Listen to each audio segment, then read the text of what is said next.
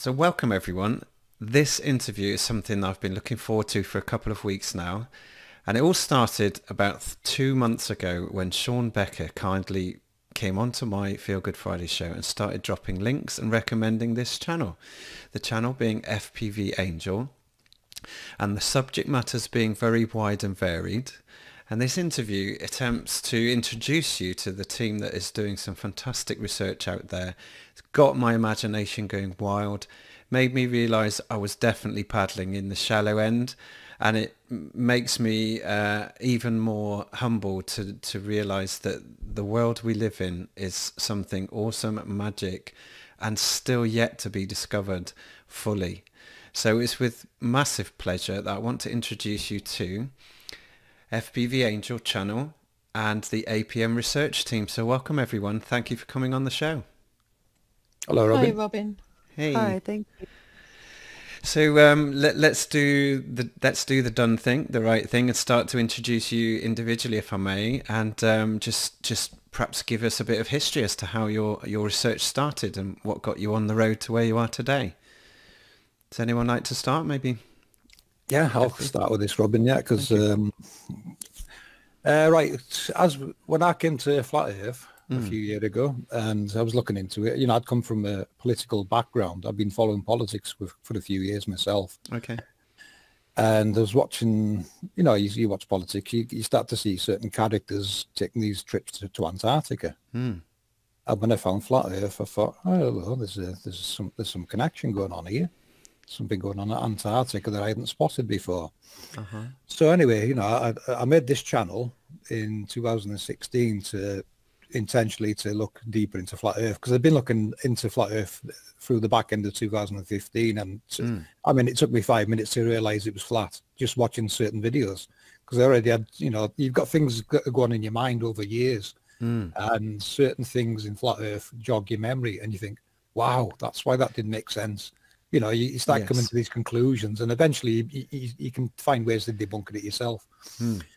So, you know, my research started when I came to Flat Earth. They were passing around I think it was the E-map, or the Okay. Gleasons. You know, there was everyone calls them the pizza maps, don't they? Yes. Now, they were getting passed around, and I was looking at those, and, you know, I was doing my own research in the background as well.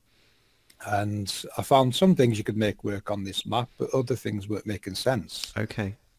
And at the same time, I was looking at the Nazca lines. Now, what I'll do here, I'll just screen share so you can see my Google Earth and the Nazca line tracing Yes. that I've been doing, Mm-hmm.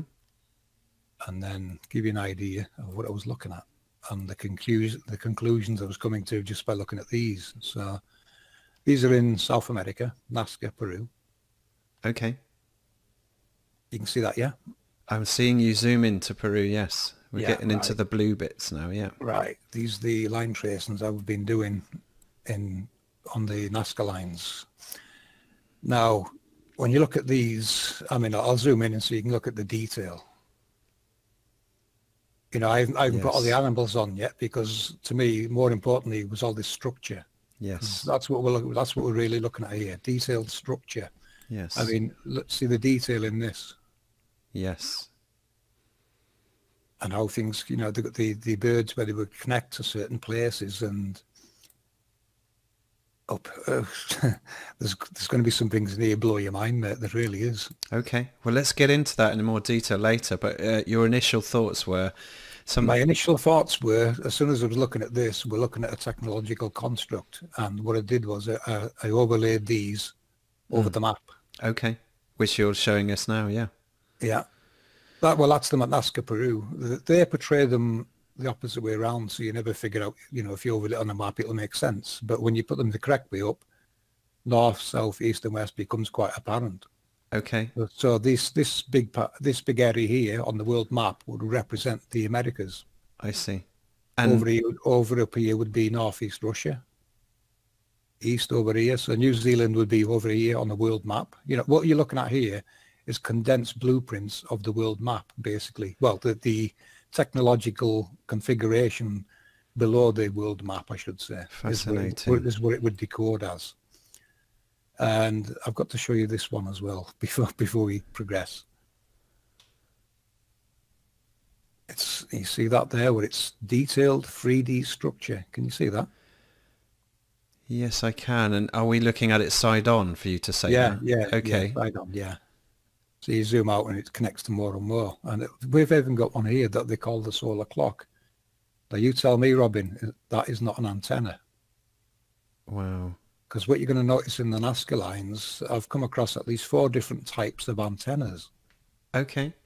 Well, before we get too deep, if you don't mind, can you just fast forward a little bit and just say where you went from here, and you'd done some flat Earth research, you started studying the Nazca lines, and then what happened after that? And then I came across the Nazca Mandala, which is this image here. Okay.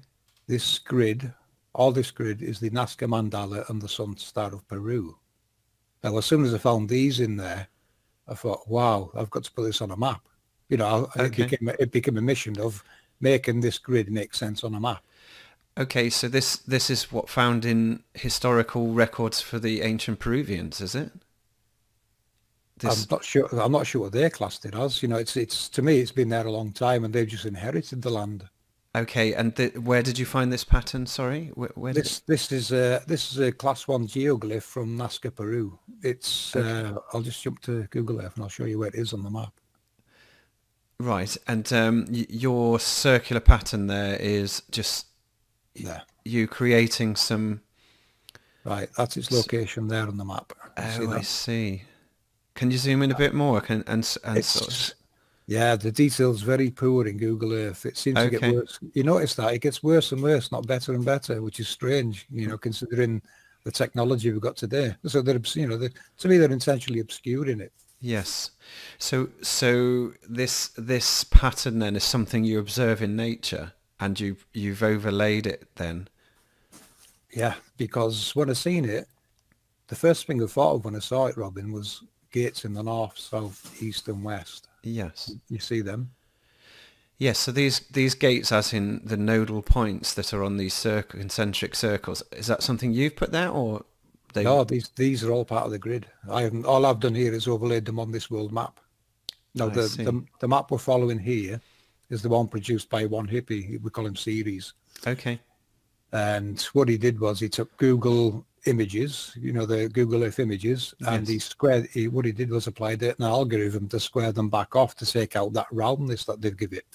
Right. Because I you'll see. find Flatten you'll them find out. Google, yeah, it's flattening it back to being a flat map. So Okay. this is the only map I came across that actually had, where things would line up correctly in the world, and obviously make some sense. Because as in making sense, this one for here instance, see this dot here, Yes. this is where the Kola borehole is. Now, why would they be drilling there, do you think? Understood. And That one there is the German Intercontinental Drilling Program. It's right there.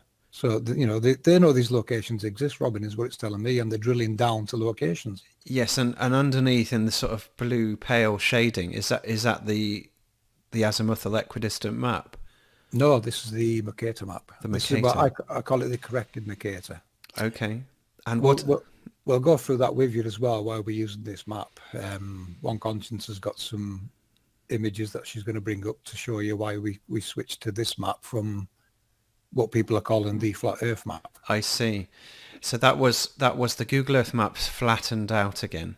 And whilst we've got it up there, Angelic Particle Matrix is Right. the name The of your name. team. Yeah, how does that come Yeah. about?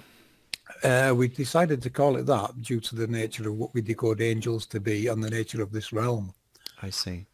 If you want me to say what they are now, I'll go ahead and say Just it. just a straightforward definition would suffice for now. We'll go into more detail later. Okay, an angel in modern terminology would be a particle accelerator. I see. And so the matrix is therefore a network of them across the Yes, plane. yes, And yes. in the oceans? Below the oceans, below land, yeah, everywhere. Okay. Everywhere within that grid, this Fant- technology exists. Fantastic. So looking at this snapshot, roughly what year were you in when you got this far? This was probably somewhere around 2017. Okay. Now let's bring the rest of the team in. So how did everybody else link into your research then? Right. when I made the first video, I called it the Blueprints for Earth. This is the first video I made on it, and this is the overlay, an image overlay I made over the map. Yes. As you can see, I had the orientation slightly wrong, but a few adjustments and tweaks over time to correct things, and it's where we're at now. And this was a little tour of how I think they came across them themselves. In the 1800s, Yes. they were flying over the Americas in these, Yes. and pretty much mapping what they found there. So they got the blueprints probably 100 years ahead of me. Okay. It's where we're at. Okay. So I made this video here, and I was playing it on Cat's Eyes channel, I think, and this is when I met One Conscience. So what I'll do is I'll stop presenting and let One Conscience take over from here if she likes. Brilliant. Welcome to the show, One Conscience. Lovely to have you here. Thank you. And just share a little bit of your journey, how you, perhaps a little bit before you met FPV, and where were you on your pursuit of truth and when it all started? So before I met him, I started out kind of looking into like bloodline conspiracies and stuff. So then I found Flat Earth, and I was pretty convinced pretty quickly. Mm-hmm. I watched Mark Sargent's videos and Eric Dubay, and it didn't really take long to convince me, Yeah. that Similar it was journey to us. Yeah. So, and before I met FPV though, I was also looking into like earth energy, earthquakes specifically. Okay. So I was following this guy on YouTube, and he was predicting them. He was predicting earthquakes Wow. very accurately. So I watched him for a couple of years and kind of learned how to, what he was talking about and how to do it. And it fascinated me. So when I stumbled into that room that day and met FPV and Cats, his grid caught my attention because I had been laying out earthquakes. I had tried to lay them out on the AE map. Okay. And so there were some flaws that didn't quite work. There was some places that had too much distance and, amongst other little errors that just weren't adding up. So I was, thinking to myself, well, this is how it happens because I've watched this guy and I've studied these things and I know that this occurs like this. So when I met him, he's talking about earthquakes and volcanoes and angels and I'll just tell you something in my soul Yes. just gave me goosebumps. Like I knew that this was the proper path for me to go down. So Awesome. I asked him, for a copy of the map. So after asking him about 1,000 questions while he played his video and, because there wasn't a whole lot of people in the chat room that I was in. And I just asked him question after question after question. And it kind of turned into a conversation that he and I were having while he presented this presentation he was putting on. And so I asked him for a copy of the map, and I laid the earthquake paths out on it because Wow. I know how they flow, and I've studied it long enough that I can, put that out no problem. And so then I gave it to him, and he loved it. He was amazed. He was like, this is amazing, and it makes so much sense. Okay. And we deciphered that this technology, turning on and working Wow. is what's causing the vibration. So then we Okay. progressed. Okay, so a question I have for you is, when you say you studied them for a long time, what was your source references for that? Where were you looking? So there was a guy named Dutch Sense, Okay. and he's a YouTube channel. He stepped out recently. I mean, he did this for 9 years straight. Okay. And so I studied his work. Okay. And I studied his arrows, and he had arrows that specifically pointed to where these earthquakes would hit repeatedly. And he also would forecast. He would forecast, Yes. because this hit here, it's going to hit here. because it did this, it's going to do this. And he was so dead on accurate. It was just amazed me. I'm like, oh my gosh, science and the USGS and stuff like that, they don't tell us that you can predict earthquakes. Think about how many lives we could save. Goodness me. And Yeah. so you built up some knowledge, and have you, so he's walked away, but are you able to, I don't suggest that anyone can predict earthquakes going forwards, but have you got a sense of the accuracy now so that you can share in a given year perhaps, or a given few years where you think earthquakes are going to come about? If I sat down and studied it for a few weeks, I'm sure I could pick up the pattern as to predicting them. However, that isn't what I do. Okay. He did that with accuracy. I went and I got my own Earthquake 3D. So I was studying them on my own as well as watching his channel, Okay. and trying to take guesses at what I thought would happen, along with listening to what he was predicting, and, hit and miss with me. I hadn't done it for 8 years. I guess so. Prediction isn't really the key, but it's certainly if you can see where it's happened before, then you can see the commonality, can't you? What the key to me is that these earthquakes are repeatable. So Okay. they're always going to hit in the exact same spots. And Yes. that's no joke at all.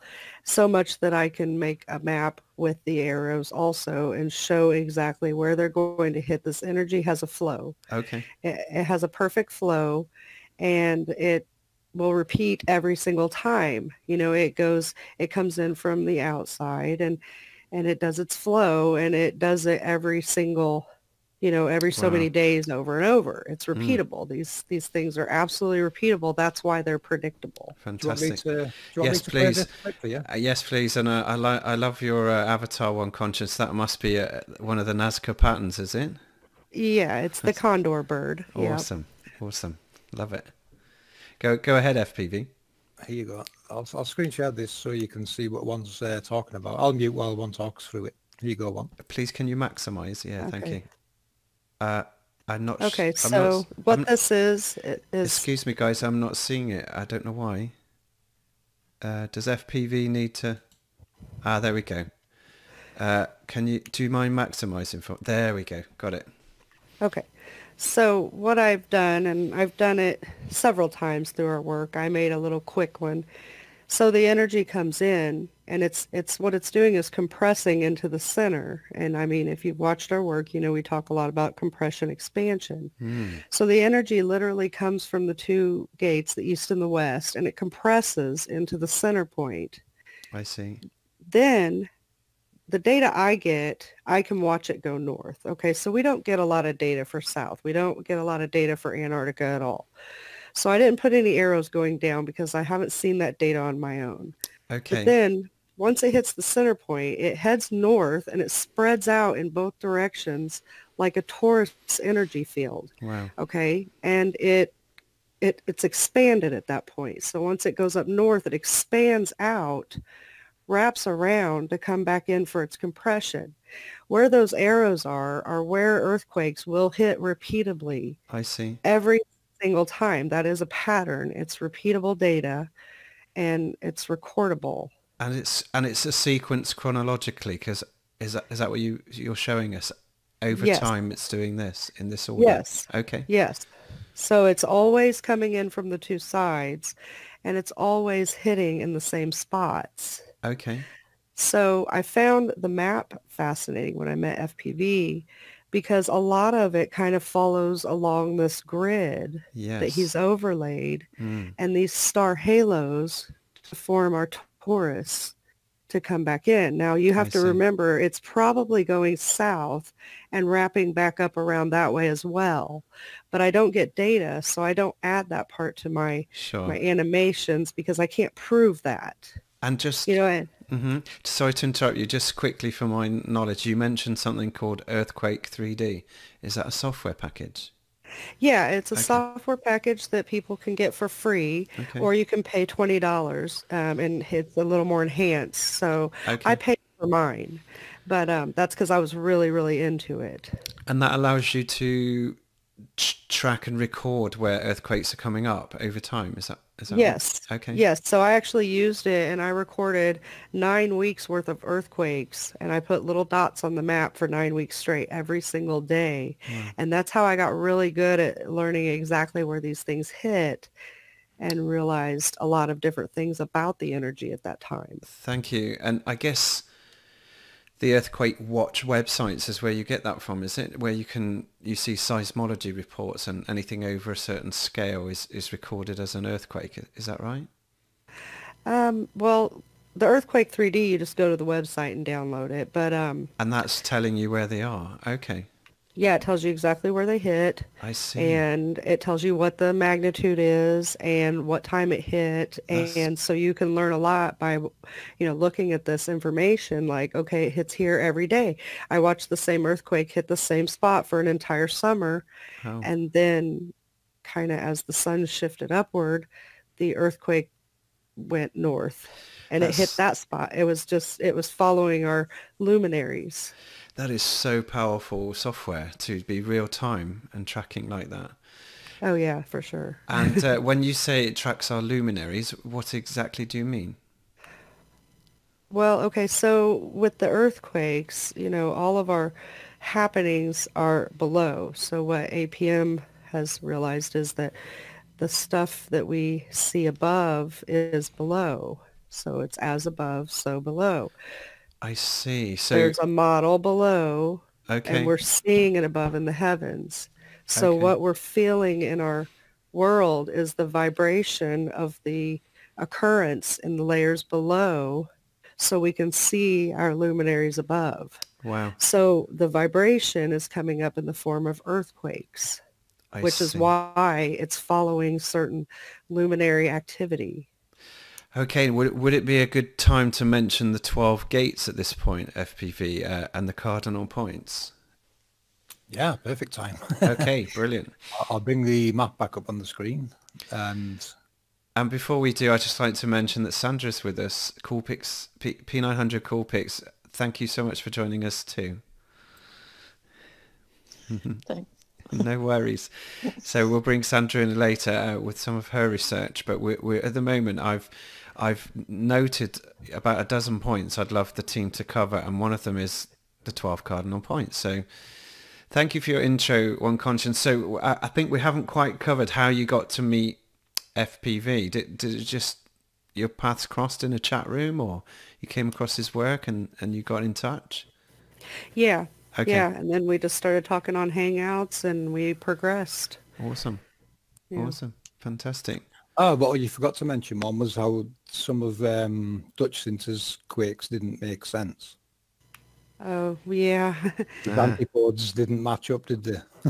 Yeah, well, his thing, he had errors. He had one error. One huge error Okay. was when he thought that a quake, because he's a globe, so he's a globe believer. Yes. So he thought that when Northeast Russia received a very large quake, that it would wrap around and hit Alaska or Okay. California. Okay. Well, it never did. It never did. And I tried to explain to him why, but he did not like that. And I think he kind of ghosted me out of his I understood. comments. Yeah, it's hard, isn't it? If you have a disagreement and you've been in it for a long time, when someone brings up something fresh and exciting and possibly a revelation, it must be really hard to acknowledge that. Yeah. So thanks for that. So we've now joined as a team. Is there two of you at this point in 2016, is it? 17 maybe? Yeah, there's me, him, and Cats. So there's Okay. 3 of us at that time. And that channel is Cat's Eyes, is that right? Yeah, Cat's Eyes or Return of Cat's Eyes. She has 2. Okay. Well, we'll put all the links to everyone's channels that we mentioned tonight in the show notes. And go ahead, FPV. You were going to share the creation calendar, mimic events, astrology tracker, and the sun gate tracker is what I've got up on screen. But I think you might need to minimize the main window. That's right. There we go. You see that, yeah? Yeah, perfect. Right, so we're back to the 12 gates again. Okay, so what we did here, Sandra obtained the data from time and date for the sunrise for New Zealand. Yes. She just picked a random year. In this case, it was 2006. Yes. So what I did with this tracker, I added all the data with the sunrise from New Zealand and the bearing on the compass to give us an idea. What we're looking for is gate switches. I see. And what you'll see in this animation is this arrow on the degrees go up and down this direction. This would be New Zealand here with this little arrow. Yes. So that's the sun gate tracker. So that's just tracking where they see the sunrise from. And what you'll see is it moves up and down. I see. Obviously moving up and down the gates, which is what we're looking for. Because what I did here, this calendar here, the creation calendar, I tried to sync that with this. Now this comes with specific dates on gate changes. Like this one, March the 21st, gate 4. Right. And what is a creation calendar? The creation calendar is what the ancients seem to be basing the sunrises on. Okay. So they would know when it's switching gate and gone through the equinoxes and solstices. Okay, so is this something people can look up, the creation calendar? It is available online, and Yes. what I have to do, it's naming gates, and of course, even in Enoch it mentions gates. Okay. In fact, every scripture mentions gates or portals. But portal is a gate; it's the same thing decoded. Okay, understood. Now, before we get too deep, I will mention that we're going to cover some fairly hefty subjects today. Some of it will be scripturally based, and some of it will be sort of more modern, old science, now modern science, because there's people that are really working out that we live in an electromagnetic realm, and how our sky clock works, and sort of what I would call recent relearning of ancient knowledge. You're going to cover quite a bit of that. So forgive me, I interrupted you, but I kind of need the audience to come along with me as I learn as well. Yeah, it's fine, Robin. Yeah, anytime you need to jump in, mate, just jump in and slow us down. Okay, yeah, no problem. We're used to working with this, and we forget how shocking and revealing it really is. Yes. It does harden you over time, but I also want people to be aware that this isn't just fantasy and speculation. You've really gone into the roots of our ancient knowledge, which everyone must recognize now contains so much truth. So I would say there's something for everyone in our research. You just, that's the hard part. You've got to find people's interests and knowledge based so they understand what it is you're telling them. Yes. So go ahead. You've done the creation calendar, and you were talking about the gates. Yeah, so I synced the creation calendar with the Sungate tracker. With the Sungate tracker, we took the dates from the 25th of the month to make sure that it had switched, because you'll find with the creation calendar, it says there 21st. I've seen some round about the 18th, so it's up and down a little round about 18th to 21st. So I thought, okay, we'll use the Sungate tracker as the 25th, and then we know they've changed. It's definitely changed. I see. The astrology tracker, that's tracking various things like the zodiac, gemstones, fire, earth, air, water, just some extra information for people that might want to use it. Yes. The Mimic Map events are events we've recorded ourselves off the Mimic Map that defy explanation from mainstream, but we can see, it's technological processes and mechanisms, events going on. And when we say mimic, are we talking about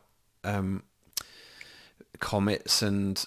No, this map's actually designed for water precipitation, but what you'll find is it's picking things up in the microwave frequency, and you'll find they go well out of the way to cut things off that map, so you can't see all these effects taking place on the map. Oh, I see. And who hosts this website?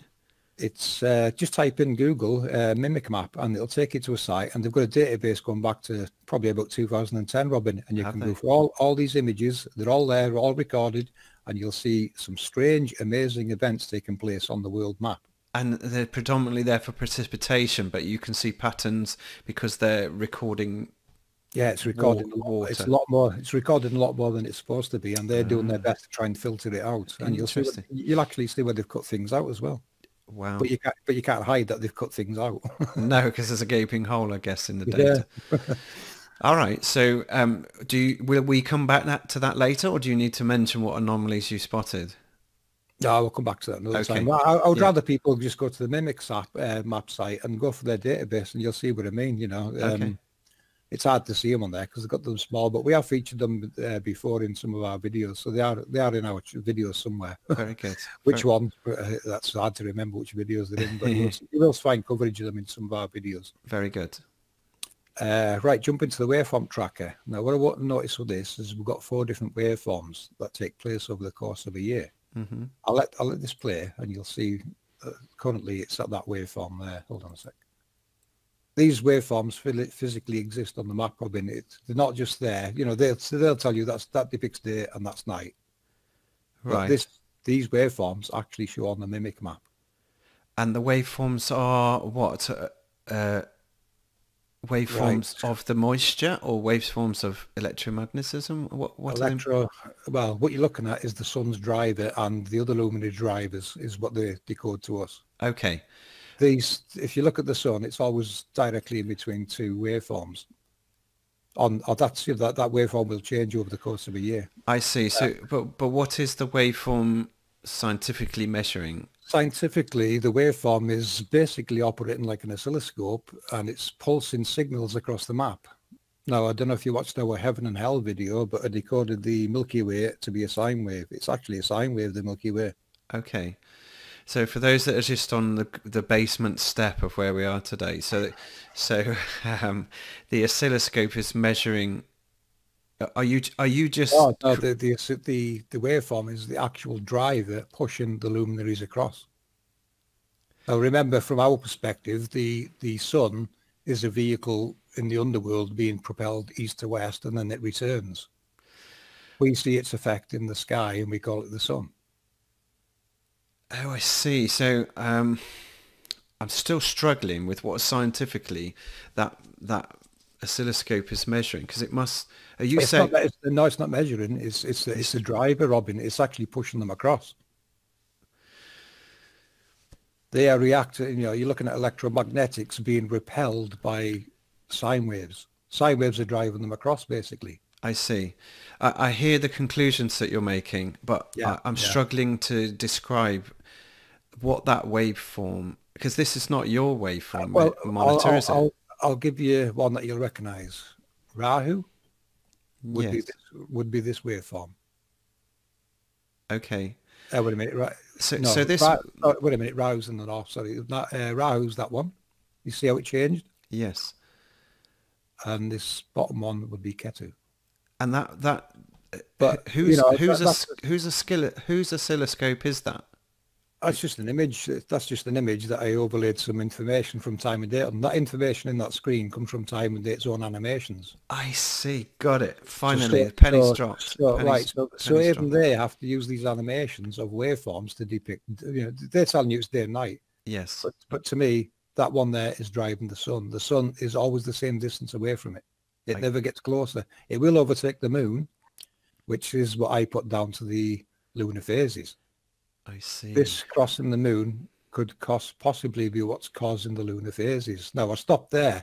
I was doing a big project on it, but I stopped because what I've realized, looking into Vedic, all the Vedic information you can come across, there's about 20 different, what they call shadow entities. Rahu and Ketu are only 2 of 20. Wow. So there's at least 20 different types of waveforms, it's telling me. So it's going to be really hard for me to identify which waveforms are driving which luminaries. Okay, so thank you. You put that research on the shelf, but... Yeah, that's got it on hold, yeah, because, you know, how do you go identifying them all? Yeah. That's the hard part. Right. But, you know, what we're saying is we know they exist. We know they're driving luminaries across, and what the luminary does, it returns back on the outside of it. Now, that return back is, hold on a sec, I'll just get the image on screen so you can see it. There's a Mimic map event. You see that waveform there? Yes. That shows up going right across the world map on the Mimic map. Crazy. So that's an anomaly that they can't really cover up. It's yeah. too blatant. Well, what you're looking at there, you can see the waveform, can't you? See it? Yeah. Amazing. So it's probably driving the sun back across. Amazing. Now the sun in our model, the sun returning back east, here's its path. I'm sure you'll recognise that path, Robin. Yeah, it looks like a pattern. It's the ISS path. So to us, the ISS is actually the sun in a standby state returning east. It's not a spaceship in the sky. It is the sun in a standby state returning east. Goodness me. And these are the waveforms. You can see how it changes. That's why its path changes, because the way it's the waveforms. It's these waveforms here that's going across the map. So one pushes it along and it returns on the reverse signal. And you're saying it's like almost out of charge when it's going through the night? Yeah, it's I would put it into what you would call a recharging process, and this is what the Egyptian 12 gates goes into depth with. Okay. You'll notice one of our videos that One Conscience done a presentation on, and it's the Egyptian 12 gates, which is the story of the sun's return back to the east in the underworld. Amazing. So we brought 12 gates up at the beginning of this little segment, so why don't you cover what they are? Right. If you can. The 12 gates. Yeah. To us, these are what Enoch would term portals. They're where the sun would appear and then start its path across east to west. And remind the other name for portal? Gate. Gate. Yeah. So, these are portals or gates. And there's more than, even Enoch describes more than what you see here, because he does mention there's more north and south of them as well. Can you give us an idea of what Enoch said? So I take it you're talking about the Book of Enoch in the Bible. Yeah, yeah. The book that got removed from the Bible. One Conscience actually done a nice video on it where she spoke through it, and what I did was made an animation to match what she was talking about. Yes, I've watched a few of those. And when he described the gates, he even went into detail of the angles they were at to each other, and them angles match what you're seeing here. Now, is that a coincidence? Enoch is talking about the Nazca Mandala. Wow. It's insane, Robin, isn't it? It's no coincidence, is it? And they're talking about the same thing. Amazing. So without trying to jump too many tangents, I didn't ask you about the patterns we can see at the corners and around the middle that seem to have like 4 dots in each square. Is that something? Right. Is that something you've added, or is that part of? No, that's part of the grid. I'll go into detail of them for you if you want. Yes, right. Please. You see these? You notice each box has got 3 that aren't connected to anything. Yes. Yeah. These are your 24 elders from Scripture. Okay. There's 24 going around the inner circle there that are not connected to anything. No, that's got to be your 24 elders Scripture references. Jumping back out, then we go 12 at each gate. So there's 48 external, Yes. 24 internal. There's your 72 virgins from another Scripture, because they're not connected to anything. Okay. So, this is where Scriptures comes into play with what it's actually describing. So you're going to have to forgive the audience for going, that's a bit of a leap, FPV, and I'm going to allow you to flesh it out later and go into more detail. But to go from, picking a scripture that's got a number in it sounds on the face of it to be a bit of a leap. Yeah. I'm sure you can add some more color to it. Do you want to try that now, or shall we? Well, this is what I realized, Robin, when I was looking into the Geopetron hieroglyphs. Now, the mainstream tell us they were all into sun worship. And what I realized was no one's ever been into sun worship. What they're really portraying is the mechanisms of the realm depicted in Geopetron hieroglyph form. They characterize or personify technologies to help explain what they're doing. That's why they use male and female characters in all these glyphs. I see. So this is how you hide technology. You personify it as characters, and of course you put it in a book, and people bring that technology to life as a real person. I see. You see what they've done? So it's hidden, decode, and you're trying to decode. And I guess we'll learn a bit more as we go through the presentation. So you yeah. Well, from the start of this now, I'm already looking for technology, and my mission became finding the technology, how the ancients depicted and described it, yes, and how it fits in with a world model.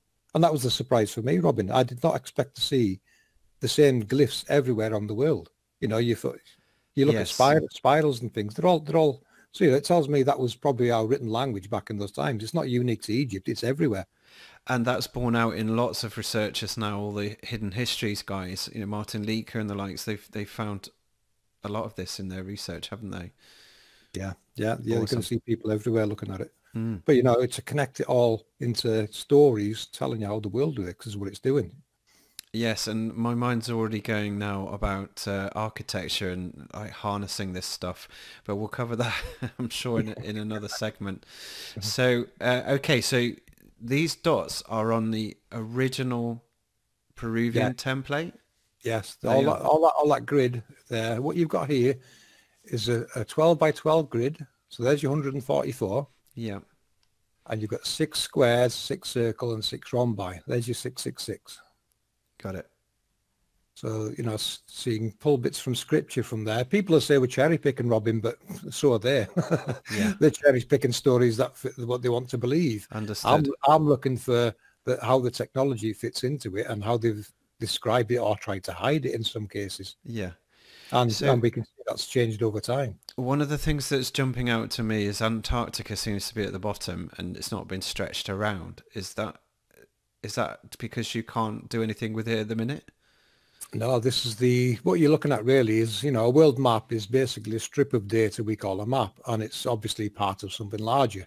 Yes. So that's why it's got chopped off sides. You know, that what you're looking at the sides, this is where the international date line's cut in half. You know, this is what they've done is they took the Mercator map and cut the sides off and wrapped it around a ball. Yes. That now hides the gates in the east and west, and your treaties in the north and south hide the ones in the north and south.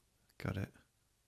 So what I'll do here, I'll pass it over to One Conscience because she's going to have to go through some map information here to get you looking at it like we are with this map. So I'll pass it over to you, One, if you want to do that bit with the map corrections. It's probably a good time about now, yeah? Thank you. Okay, do you have that video? Yeah, I've got it on standby. Let's have a look. Where is it? Yeah, map corrections. Master screen sharing. You are, yes, Yeah. thank you. Right, I'll mute and I'll let One talk for this one. Thank you. Okay, so we we corrected several, you know, globe portrayals and backwards Mercator maps, and they actually make a lot more sense. So what you're looking at here on screen are the constellations. So this is a constellation map of the heavens, and the top one was the first one they gave us, okay? It was the original one, the one on top. And you'll see like off to the right-hand side, Virgo's cut because they've wrapped this around to make it seem like it's all circular, like it's around a globe and, you know, going in circles around our heavens. But they actually, you go to the bottom one and we've corrected it. So, do you mind if I stop you there, please, One? Because I'm struggling to see any map information at all. I can see some pictures of animals. Do you mind? So this is the constellations in heaven. I see. We're looking up in the sky. Okay. Yes. So we're looking up in the sky. Okay. But they've got Virgo cut. They've got several of them cut. So when I went to Google Sky and actually outlined these creatures and, you know, went back to Google Earth and looked at them, they're not like that. They're actually specifically on the east or west, you know, and doing their movements in the heavens. Now, some of them do a circular pattern around a specific point. Others move east to west. The bottom map is corrected. So Virgo's back together in the center where it's supposed to be. And, you know, they're all in their proper place. Okay. Moving forward, because the constellation one is a little bit more confusing. It's a little bit more advanced than Earth. Can we move forward at EFPV? So right here, we have a backwards Mercator map. Okay. Which he skipped past, but we have it up top. We still have it, so it's okay. Okay. So this is the map that a lot of science tries to use. Okay. So the problem with this is the Bering Strait. So when we looked into the Bering Strait, we realized that even these two islands called the Diomedes, which is directly between Alaska and Russia, Mm-hmm. have a 5-hour sunrise difference. And that's not taking into account of the time difference. We're talking about actual sunrise. Okay. There's a 5-hour difference between these two islands that are 3 miles apart, What? according, yes. And I have a video called The Bering Strait on FPV, my channel. FPV, do you mind moving the mouse to where one is talking about if you know? It's up there. Okay, thank Yeah, you. right in that little spot. So there's these two little islands, and they're 3 miles apart, called the Diomedes. Mm. And I did 2 different videos talking about the Diomedes because it really blew my mind that there was such a difference of a sunrise between these 2 little islands that are supposed to be so close together. Absolutely. Why wouldn't we be? That, I think all the flat Earth community need to know about that one. Yeah. That's huge. It's very, Significant. it was mind-blowing. Yeah, and it's significant because it's destroying the globe, ultimately. Yeah. You know, these 2 places are not close together. I'm not saying that there aren't 2 islands out there, but one of them is, they're not Russia and Alaska, because there's no way that there can be a 5-hour difference just on the sunrise 100%. on a 3 mile apart island. That's just blowing my mind. Yeah. So, next, the flights I would rather him talk about, so we can skip ahead to the ship, the cruises. Okay. So I also looked into the Polynesian Islands. So I looked at cruises because the Polynesian Islands will be south of the Diomedes, okay? We're still talking about the international date line. Mm. The international date line is where they've cut the map, and kind of blended it together to make this globe. Okay. So I looked at these cruises, and the 2 different color arrows are 2 different cruises, that you should be able to get from California over to New Zealand, and New Zealand to the Polynesians, Yes. and to California. It's an ocean, Yes. Mind you, these cruises, each of them on both sides of the date line, take about 30 days and cost between $10,000 to $20,000 a ticket, okay? Okay. So that's important because it's kind of out of reach for a lot of people Yes. to afford that. Now, when I tracked these ships, the one from New Zealand that they say goes to Polynesia Islands starts at New Zealand. So can you point to the ship there, FPV, at the first arrow?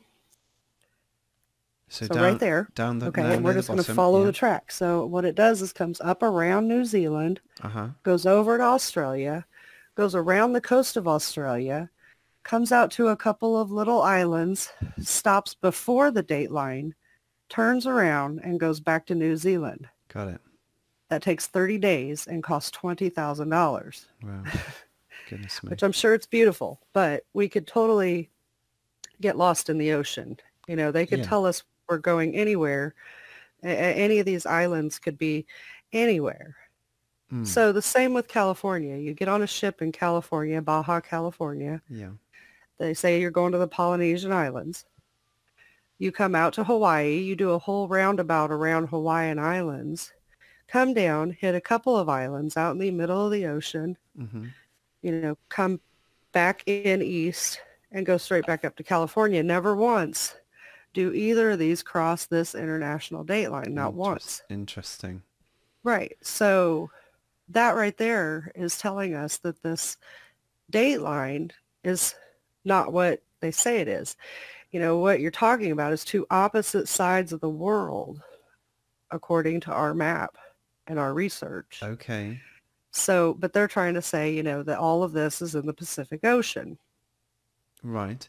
So straightening that map out and putting it proper, you have California and Hawaii over on the west. Mm-hmm. You have New Zealand and Australia on the east. So there's no way that you could take these cruises and actually go to each other. There are no cruises that go from California to New Zealand or vice versa. Very telling. Right. So this is killing the globe. Amazing. Yeah. Moving forward, again, there's that international date line showing both pieces of what I just talked about. Yes. You were down So in that middle bit down near, halfway down, yeah, weren't you? Yeah, okay. yep, yep. And the Diomedes, they're right up there at the top between what is Alaska and Northeast Russia right there. Mm. So they're that close together, but yet the sunrise, and not the time difference, mind you, the sunrise, there's a 5-hour difference between these two little islands that are between those land masses that are 3 miles apart.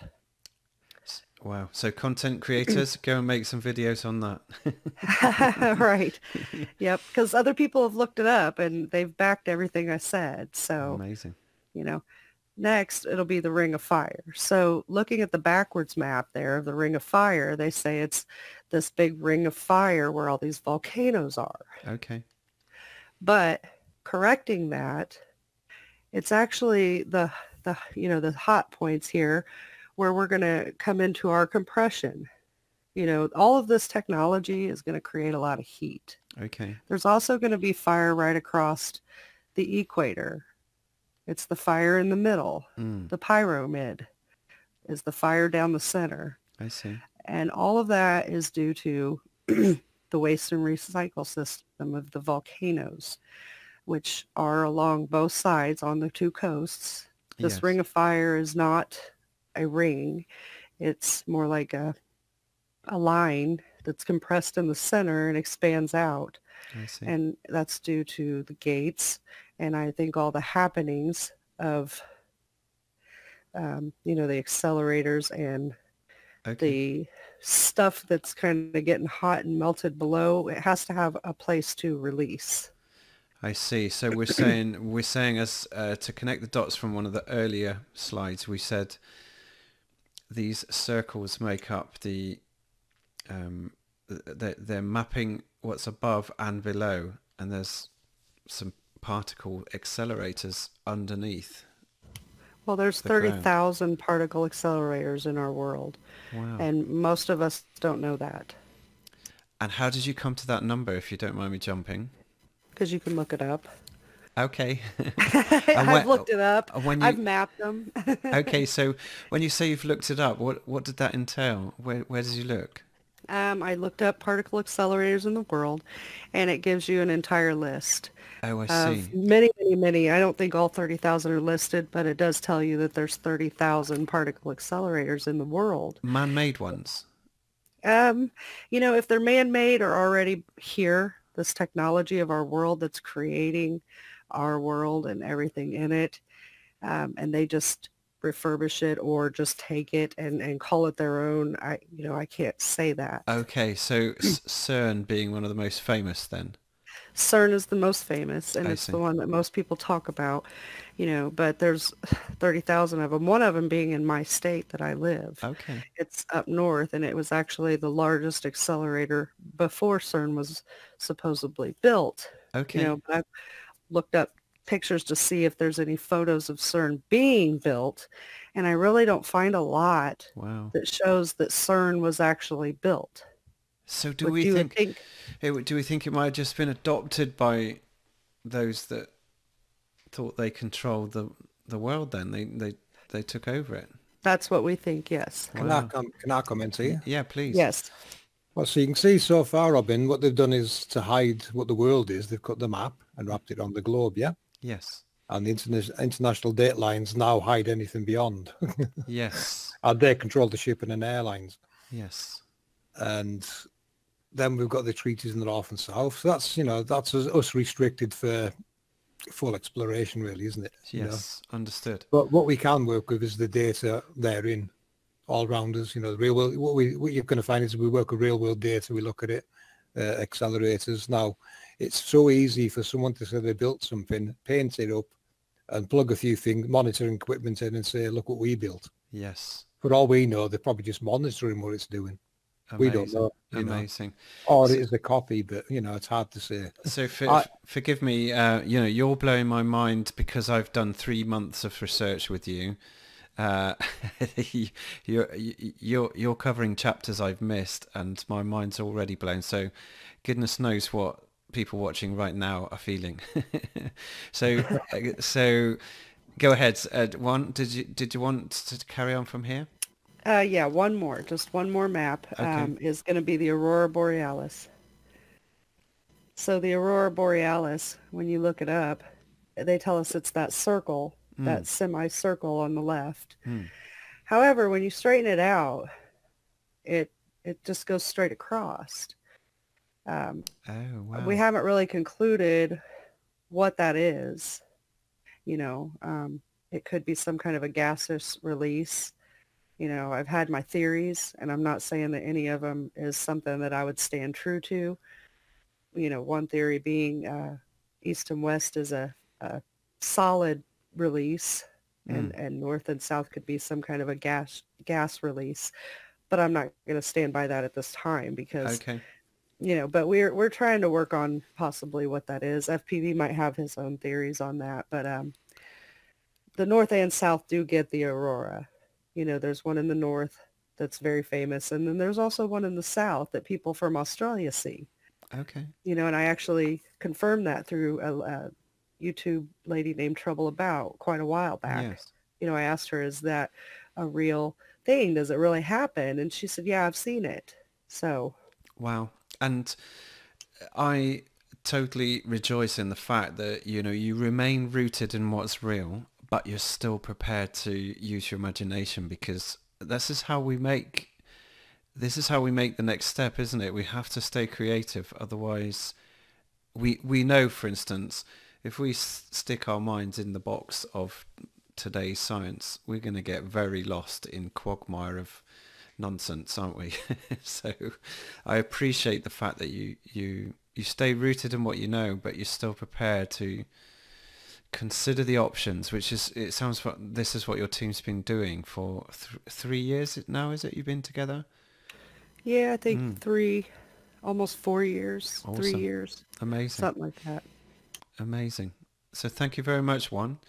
You're welcome. That's covered some of the things. We were looking at cardinal points. We talked about the 12 gates. The next I had on my list was the path of the sun and the moon, and yeah, if this ties in at all with the planets transiting the sun as well with the angels. But you take your time, FPV. If you want to just cover sun and moon on its own, that's great. But if you had anything else you wanted to add, that's great. We did cover it a little bit in this season's video. Yes. This one here, you know, I'll let it play so you can see the paths change. And, you know, what I had to do was actually name these forward and rear gates. Okay, so what we're looking at, that white circle moving around. Right, that white circle is the sun returning back to the east as the light we call the ISS. I see, using that sine wave pattern. Yeah, I've actually added 2 orbits because you'll find, you know, you look at their satellites, you're going to find they've got different trajectories and orbits. You know, that one, there's a one called a Molnier orbit, and it comes, can you see my mouse? Yes. It comes and does this. Okay, so I'm following the sun, following the pattern that one was showing me about the earthquake pattern, and the sun's following the same thing. It's coming that's our 24-hour sun. That was the month for our 24-hour sun. So okay. That's the path it would have to take. And it cuts across the middle and goes around the top and back round again. So that's normal day, and then it'll go around there overnight and come back and start again. So that's, you know, it could actually be closer than that. We're not sure how far out that would go without exploration. So as a placeholder, it's just going around the outer halo for now. I see. Amazing. So, you know, again, Robin, you know, we've got to keep it real. No guessing, no trying to, you know, put your own take on it. If we haven't got the data, we'll just put it there as a placeholder for now until someone goes up there and confirms it's above them or it's further north. You know, it could be anywhere. Forgive me for shouting out something conflicting with what you're saying, but when we look at the model that most flat earthers use today, they show the sun just going around in a circle and getting faster. Are we saying then that's not right, because this isn't quite an azimuthal equidistant? No, it doesn't work like that at all. It just travels east to west across the year, shuts down and gets returned, and it never goes above these tropics except for that 24-hour sun. Amazing. So, we did try and work with those maps and we couldn't make sense of them. And this map's helped progress this a lot further. So, Okay. but I mean, the map to us is secondary, Robin. Our research is, well, how would you word it? World mechanics. It is amazing. It is totally amazing, your work. So the sun, are you confident then the sun doing what it's doing on this illustration is Oh, exactly where it's seen? yeah, because this is real world data from Okay. New Zealand that have synced to show this switching of the gates, and of course the dark and light days and the equinoxes and solstices. Because you're using time and date, which is the moon, the sun. Yeah, and it has to match real world information like New Zealand sunrise. So you can see here the different. So you see the arrow changing direction and the degrees where it's coming from, Yes. and that's an indication of it moved up and down these gates. Amazing. Mind's blown again. Now the forward gates and rear gates are what give us our light nights and dark nights as they change. Because what happens? This one here, if you can see my mouse, that one will be this March. Yes. So that's the spring equinox. Okay. So it goes up the rear of here, comes round, our days shorten, it'll come down here, and then it crosses back over there, and then comes down here and goes round, back, and crosses again and starts all over again. So it's kind of making a strange figure eight. In fact, I'll show you the shape it makes. It's I've put an animation there. You see that? So Right. it's basic. That's like a facing east. You would get that kind of pattern from it if you were at the equator. On the 25th of each month, if you took a photograph, you should have something that looks similar to this. Okay. Now, remember from the Egyptians that the sun is birthed from between the thighs of the goddess Nut. Do you see that? Yes. It's amazing some of the correlations you come across. It really is. Okay. So, Okay. Thank you for that. And I don't know where to go from here because the standard questions really don't apply anymore. So yeah.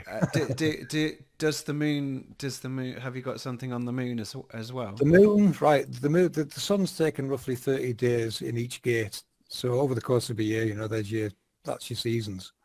The moon seems to be changing gate daily. I've only looked at it once and I thought, wow, it's changing things so rapidly, it's going to take a while doing it. So I haven't actually done one of these on the moon yet because what I need is somewhere better than New Zealand to catch what's going on in the north. Yes. Because according to scriptures, the moon only uses 6 gates, not 12, and one of the gates being the sun's. So there's a bit of timing to do there. But what the moon is doing, and you'll notice this more now as I tell you, it goes north and south really quick. It'll go up and down. It'll go up and down these really quick. It's almost daily. That's why you sometimes see it overhead, and a week later it's way down in the south, and then it's back again a week later. This is what it's doing. So it's changing. It's doing the same as the sun, but quicker. I So the see. sun takes longer going north to south, whereas the moon's back to front. The moon takes longer going north to south, but the moon.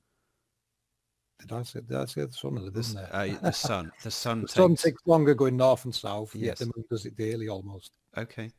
So yeah, they're doing two totally opposite movements to each other. Wow. Because So I haven't gone any further because I've sidetracked into other projects that we're doing anyway. But amazing. I know I do have to revisit one day, but I could do with better information from that side of the world. Yeah, well, Dave Marsh tracks the moon daily, so he's going to have a whole table of data. Massive Yeah, data. actually, ideally, where you want to be is as close to this area as possible on the equator, so you can see exactly where it's coming from. Yes. Very And good. it might give you an indicator which gate it's using.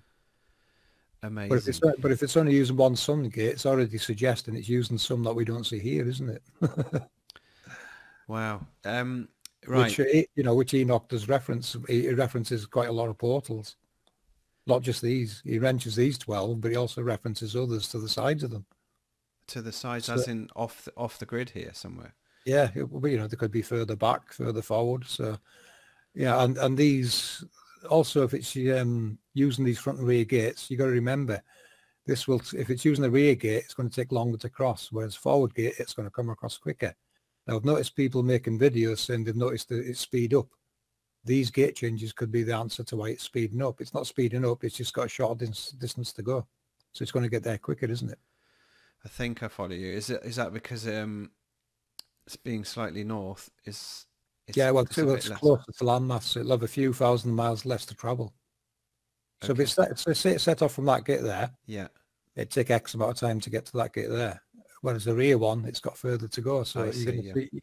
So if you were taking a photo of it in the sky, you would notice a change. You'd say, hold on a minute, it was there yesterday. Now it's further back or further forward. Sorry, I hadn't grasped that front meant on the left and rear meant on the right. Okay, got it. Yeah, yeah, Got it. yeah, Okay. yeah. Front gates and rear gates.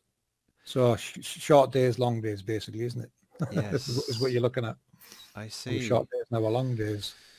Well, now I want you to mention the angels because this is what just suckered me straight away when you showed me a sun halo, and then the transit of planets in front of them, which just blew my mind. The sun halo. The sun halo. So you know the video you've got with Simple Minds. Oh yeah. Uh, I'll bring another one up with it. So or you anyone you want is fine, whichever is a good example. Yeah, I'll bring this one up. I should have had that one ready, shouldn't I? So what we're going to see here is example of this circular pattern witnessed and seen in the sky. And thank you. There you go. Now this is a 3D model I've made going by everyone's videos that they've been sending in and that we've been observing around the internet. So I've made this 3D model from what everyone's looking at. And Okay. it's pretty obvious it's a technological configuration, isn't it? The sun is just attached to something bigger. Now, if you look at Ptolemy's work, he factored in epicycles. So that means the sun is attached to something else that is doing the movement. And that something else is this giant halo that the sun is attached to. Amazing. Which is what you can see in here. Sandra's actually got a video recording where she captured it epicycling. I knew it was, but Sandra's the first I've seen that's actually captured it. It slowly epicycles across as it's going across. And more proof of that, Robin.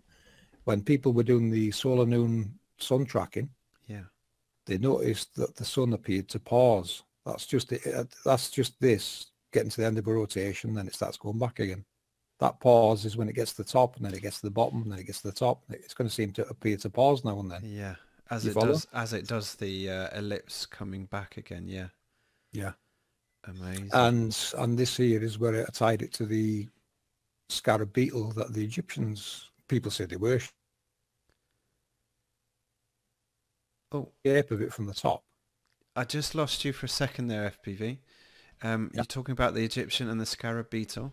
Yeah, the scarab beetle. This is where I connected it to where it represents. You see the beetle, Yes. and obviously the sun. They were considered really precious, weren't they? These gems and You can see why. You know, it's got its sacred geometry. It's showing you the shape there. You see it. goodness me, and they encoded it into that damn film, The Mummy.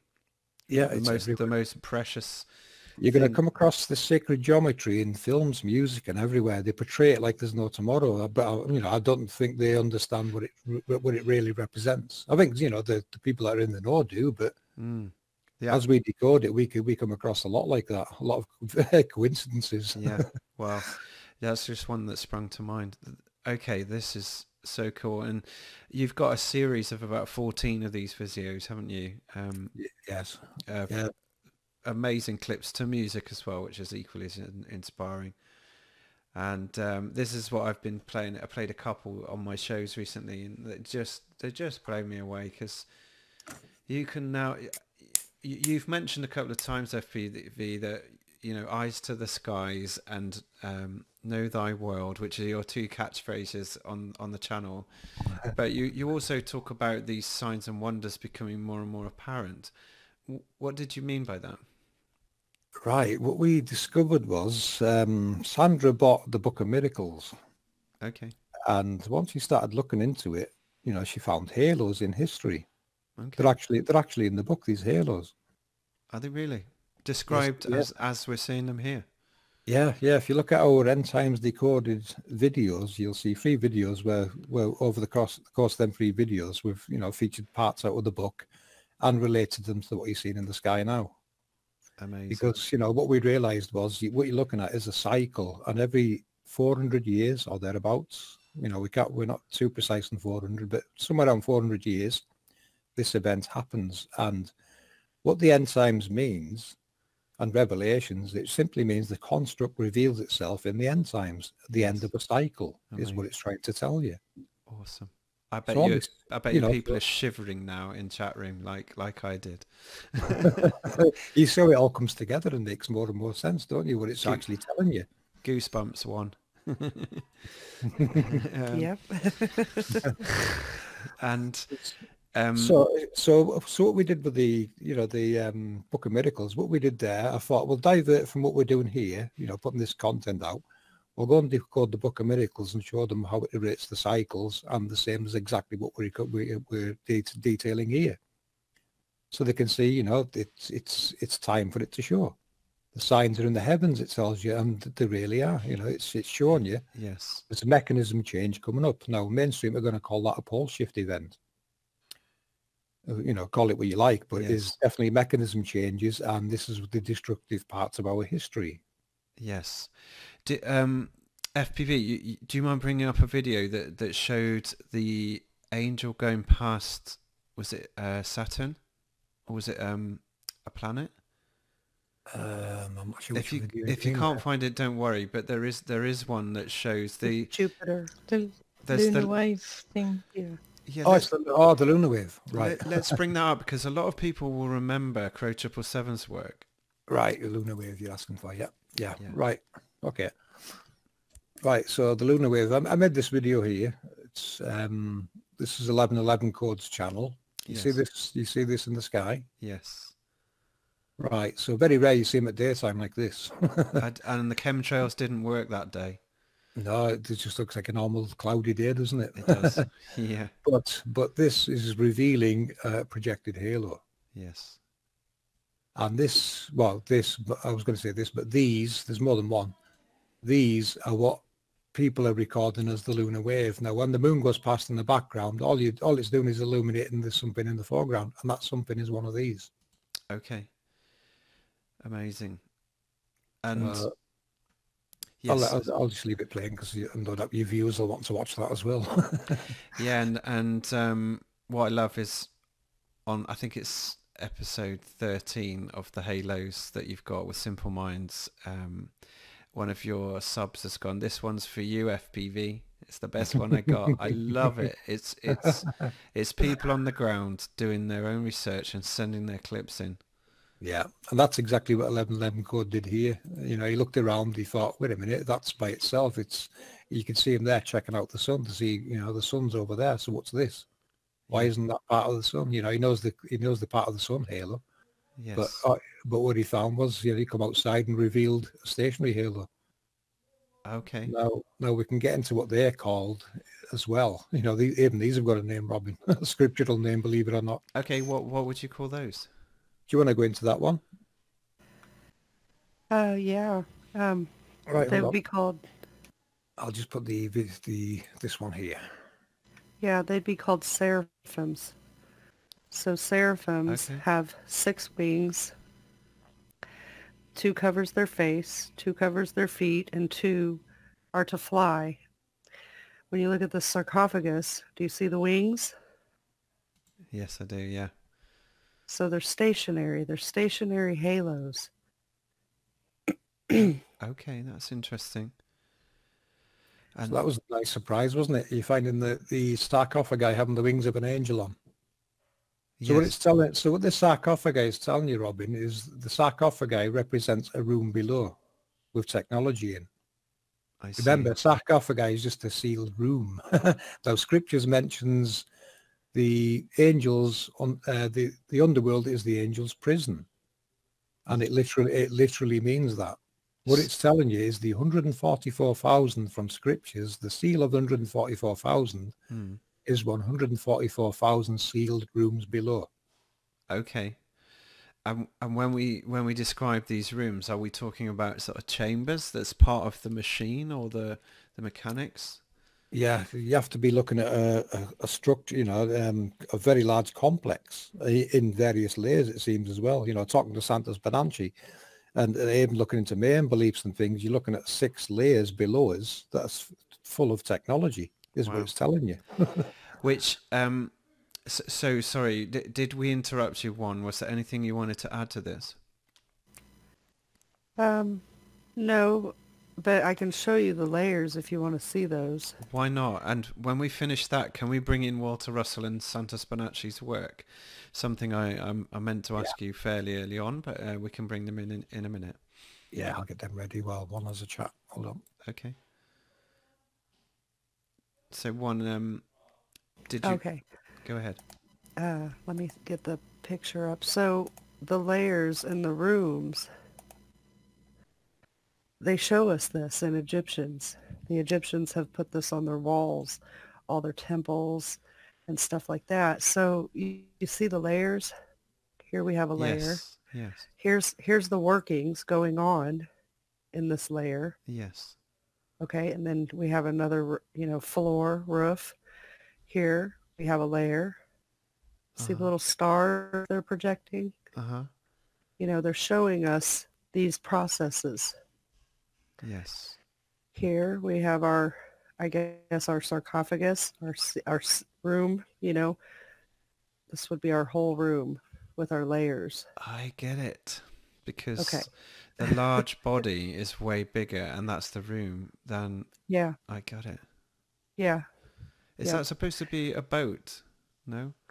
Yeah, this would be like the solar boat moving along. Okay. So each luminary would have something similar, and it would, it's what's carrying these different luminaries along, whether this is the moon, maybe I'd say the moon because the stars are out above it, so it's portraying like the moon travel. Okay, and forgive me for sitting on the fence here, but again, this feels a little bit like a leap. Is there more information you can share that helps us understand why you feel so strongly about this picture? Because I can see a correlation. Well, we'd have to look at other pictures. So Okay. I'm not sure if FPV has any more of these Egyptian pictures handy. Do you? Don't worry. I'm just kind of trying to understand how you reach these. Well, it's the conclusions. Egyptian 12 gates story, Robin. What you're looking at there is the solar boat's journeys in the underworld. Remember, Okay. that you're looking at the underworld there, not the above world. So it's showing you the hardware moving around in the underworld. I see. Right. So when the hardware moves below, we see effects. So we see our luminaries in the sky, and we feel it with our earth vibrating, our earthquakes. I got it. So do those 144 chambers, do they have you tried to overlay them on your map, or does it make it look a bit chaotic? There's 144,000, and it's going to be impossible to locate them. Oh, But sorry, thousands, yeah. what we're saying with the sarcophagi is their location markers for where some of them are. These ones in the Middle East, the Tutankhamun ones, they're just location markers for chambers below there. What it's telling you is King Tutankhamun is a technology in charge of other technologies in that area. In other words, it's one that's got control over others. Okay. And it's got the shepherd's crook because it plays what you would call a shepherding role, as in shepherding one of the luminaries across. They switch on to help luminaries cross. Interesting. So you can see it's activations of electromagnetic processes. That's all doing, they're all working together to create what we see in the sky. And for those fresh to this information, you can find the scriptural decodes on FPV's channel, and I presume that, are they on yours as well, One Conscience? Yeah, they're on, but yeah. Fascinating. Yeah, we decoded cherubims, which are angels, and we also decoded the seraphim angels in 2 different videos. When we decoded the cherubims, that was what got us on, that we knew we were on the right path, that these things are technologies, because Daniel describes an angel. He describes it. He says its loins are made with fine gold. His body is a beryl. His face is like lightning. His eyes are fire. His arms are like brass. And his voice is like of a multitude. I mean, that's not a person or a being that we've ever seen being described. Sure. Yeah, scriptures does say, they were are very ornately decorated. If you go through scriptures, you'll see, jewels, diamonds, gold, all kinds of things going into constructing these angels. So what you're looking at there, you're not you're not looking at living beings. You're looking at technologies that are very ornate. They've been very ornate, made very ornate. Amazing. Okay. So we mentioned, thank you, Juan. We mentioned Santos briefly. Can we bring both Walter Russell and Santos Bonacci into the conversation? Because you referenced them a few times in your work. So let's have a go at doing that. Certainly. Here we go. Can you see this? Yeah, I can. Right. This is Santos Bonacci giving Lily Day Rose some a presentation. Mm-hmm. Now, what he's drawn here is the torus field and what he calls the hourglass shape. You see that there? Yeah. When I seen this video, I straight away decoded what that is and where it places on the map. Because this is how it works. I met Santos a few years ago on a chat on Sun and Moon, and I gave him a private presentation of my research at the time. And he looked at it, and it kind of startled him. He didn't expect to see a technological presentation. No, and as you're witnessing, my reactions to some of the information today is stretching me. So Santos has been at it for years. Goodness me! But the good thing is he was able to recognise lots of the things going on in it, which surprised me. And then he started elaborating further. So I kept in touch with him on Skype, and every now and then I'll drop video links to Santos, and he just gives you little tips. Santos, that's how it works. He'll give you a little tip. Oh, look at this, look at that. So he says to me one day, look into Walter Russell's work. Okay. So I started looking at that and decoding that, and that made even more sense. And I thought, wow, I can see where Santos is coming from now, why he follows Walter Russell. Okay. Walter Russell's work describes it brilliantly. It really does. So, this is him going through the torus field presentation with Lily Rose Day. Okay. I'll just forward past it because, I get to the point where I have to decode Walter Russell's motor. I decode quite a lot of things to show you they're all talking about the same thing. Okay. Now, this is Walter Russell's motor. Now, what's taking place in Walter's motor, it pumps hot water in across the equator. Right. It causes a reaction in here with the green, yellow and orange yellow parts of the colour spectrum collide with white and cause a short circuit and a pressure wave.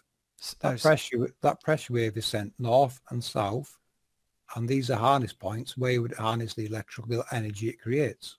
Okay, so he's created something physical that does this.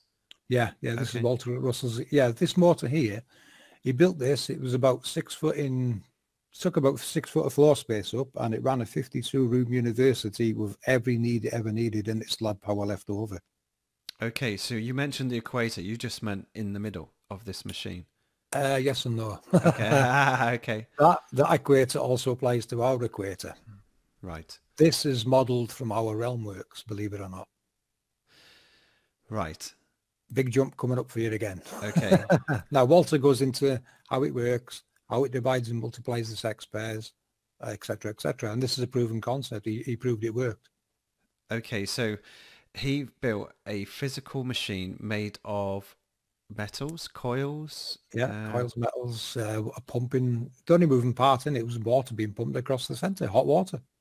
Okay. That's the only moving part in it. Everything else doesn't move. And it's been pumped in from left and right simultaneously. It's pumped in from the right, and it's obviously got a back pressure from the left, So exactly what's going on at the equator. Our equator is hot because of the very same reason. That water's coming in from both sides? Yeah. Okay. Yeah, there's a back pressure. And then the collision forces it up north. Yeah, up and down as well. And down as well. It's north. Yeah, what we showed in this presentation was how it works on this, on Walter's motor, then I showed this to show how it works on the realm model, because what I decoded here was the trumpets from scripture. The trumpets represent Taurus fields. Amazing. So go back to the Walter Russell, if you will, please, FPV. And you mentioned something called sex pairs. What did you mean by that? Right, sex pairs. Like how electricity works is when it's produced, magnetism tries to divide the positives and negatives, keep them apart. Magnetism's role is to keep these apart. So they're always in opposition. Mm-hmm.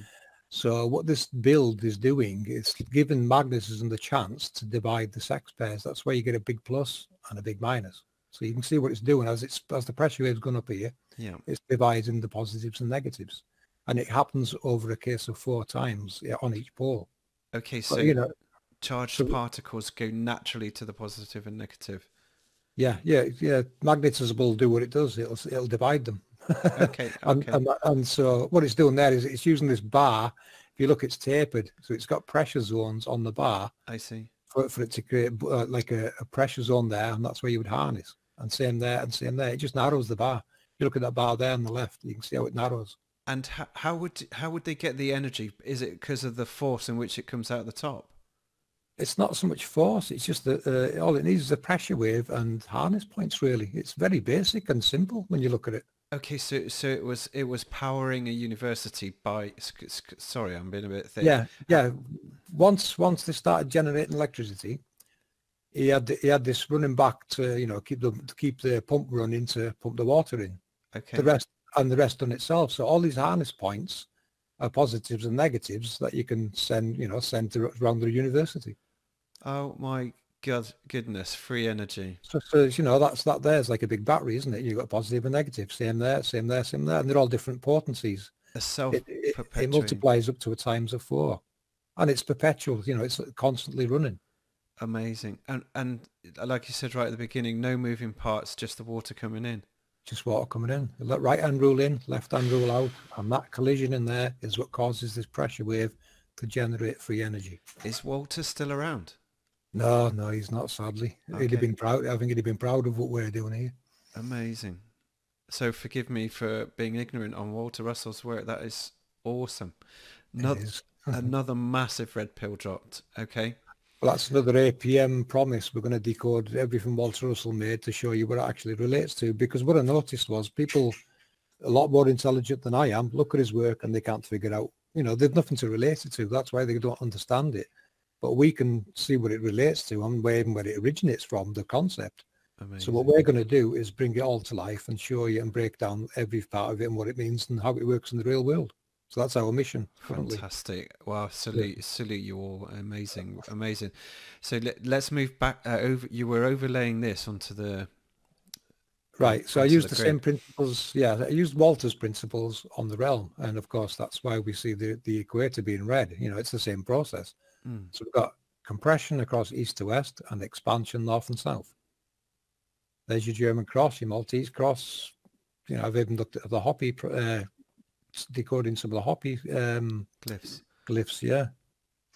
But, it's because you'll find every culture out there has got this same story. They depict these. Everyone's just forgot what it means, Robin. And the only thing we can put that down to is, pole shift events, wars, bad schooling, indoctrination and all the rest of it. We've forgot a lot of things the ancients knew.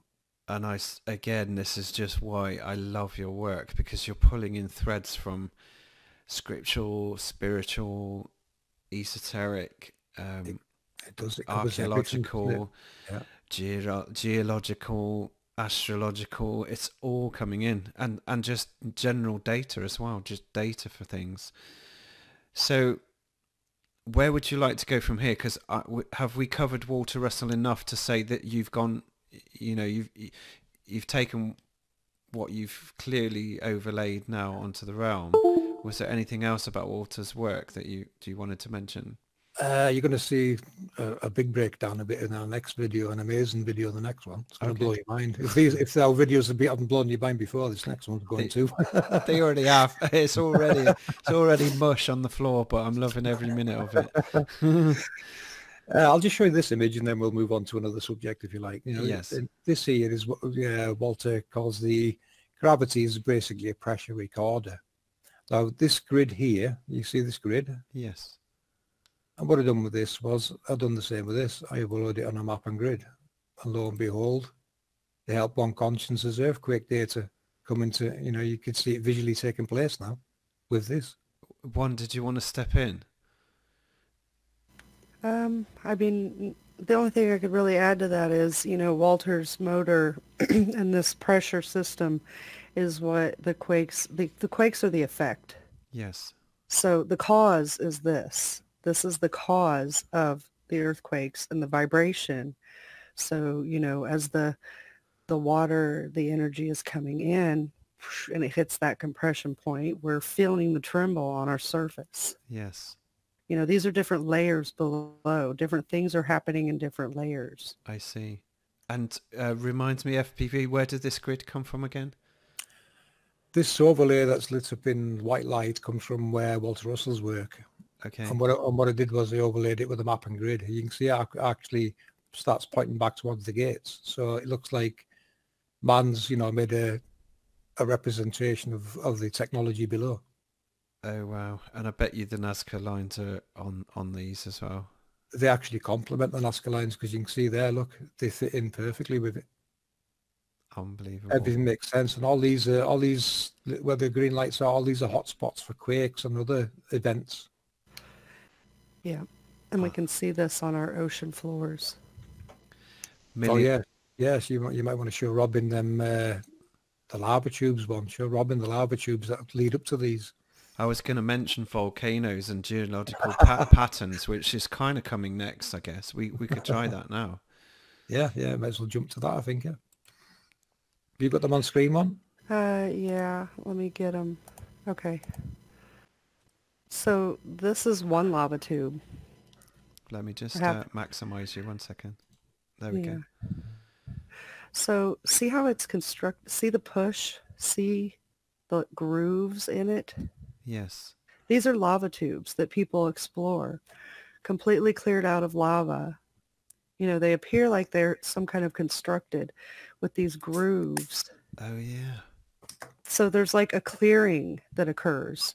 I'm not sure if something comes along and pushes it literally through and up and out, but these people are walking in the lava tubes that are now completely cleared of the remnants along with these grooves. And you can go to a different one. Here's another one. Unbelievable. Same groove.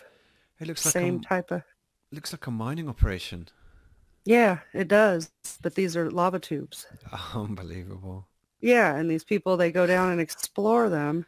If they're not active, which I'm thinking, a lot of these things they shut off. They come on when it's their time. We know that from history. I did a segment in the end times where we used to have different areas of the world that had massive volcano eruptions, and now they're just turned off right now. They're waiting their time again. Okay. So here's one that kind of looks like it collapsed, but again, we can see the groove. Yes. Just like before. Looks a lot older, Oh, no. So we get into Google, and we have these lines that I spent a very long time tracing. Yes. You can see a construct, which would be a lot of these lava tubes, possibly pieces of the technology. Okay. That looks kind of like a drain. What's clear to me is, nature tends to form these lovely Fibonacci sequence and lovely circular, beautiful patterns, but this almost looks man-made, doesn't it? It's just engineered. I mean, they do, but engineered by who? Was it man? This is Hawaii, and Hawaii is a volcano, the whole island, the islands. Yes. So this is all the different tubes coming off of Hawaii, and we have here, this is Central America going up, and we have this massive construct of something going on. These tubes, these I still try to find the words. Me too. It's like almost like the the children's connector sticks that Yeah. that you make patterns with. But it certainly looks intentional. That's the thing, doesn't it? It looks designed. But the moon seems to be kind of connected somehow through these, along with different eclipses. And how do you relate that? Sorry. I went and tracked a whole lot of moon eclipses, and what I tracked them with was Rahu and Ketu, Okay. and they were always within a vicinity where Rahu would cross in front of the moon to eclipse it from the point of where we would see it. Okay. But that's a whole different. I tell you what, That's just Cami Nodell would love this. She would. Probably. Yeah. She probably would. She would probably really enjoy a lot of stuff. But yeah, Rahu Yeah. or Ketu, one of the two, always are crossing it, and FPV is working on the whole wave thing with the moon. So we'll probably get more into that later. But, Okay. So thank you. We were sort of moving into geological patterns and volcanoes, and I wonder, was there anything that you wanted to add about volcanoes? Can I just add what you've seen there with the lines one's tracing? Yes. What she's tracing there, then we call them world lines. Now, the Nazca lines are a condensed set of what one's line traced there on the world model. Okay. They physically exist on the ground and on the seabed on the world model, Robin. But, they're not as clear. Google obscure them. Same again. It's the same thing over and over again with Google. They hide a lot of things, but there's that much there. They can't hide it all. I bet you can see it with the crystal clear water in Hawaii. I bet some of them are visible from the air, aren't they? That's how one concentrates them, yeah. Yeah. Oh, wow. A lot of parts of the ocean, you can see them clear as day. Fantastic. Awesome. I'm just, I'm getting chills again.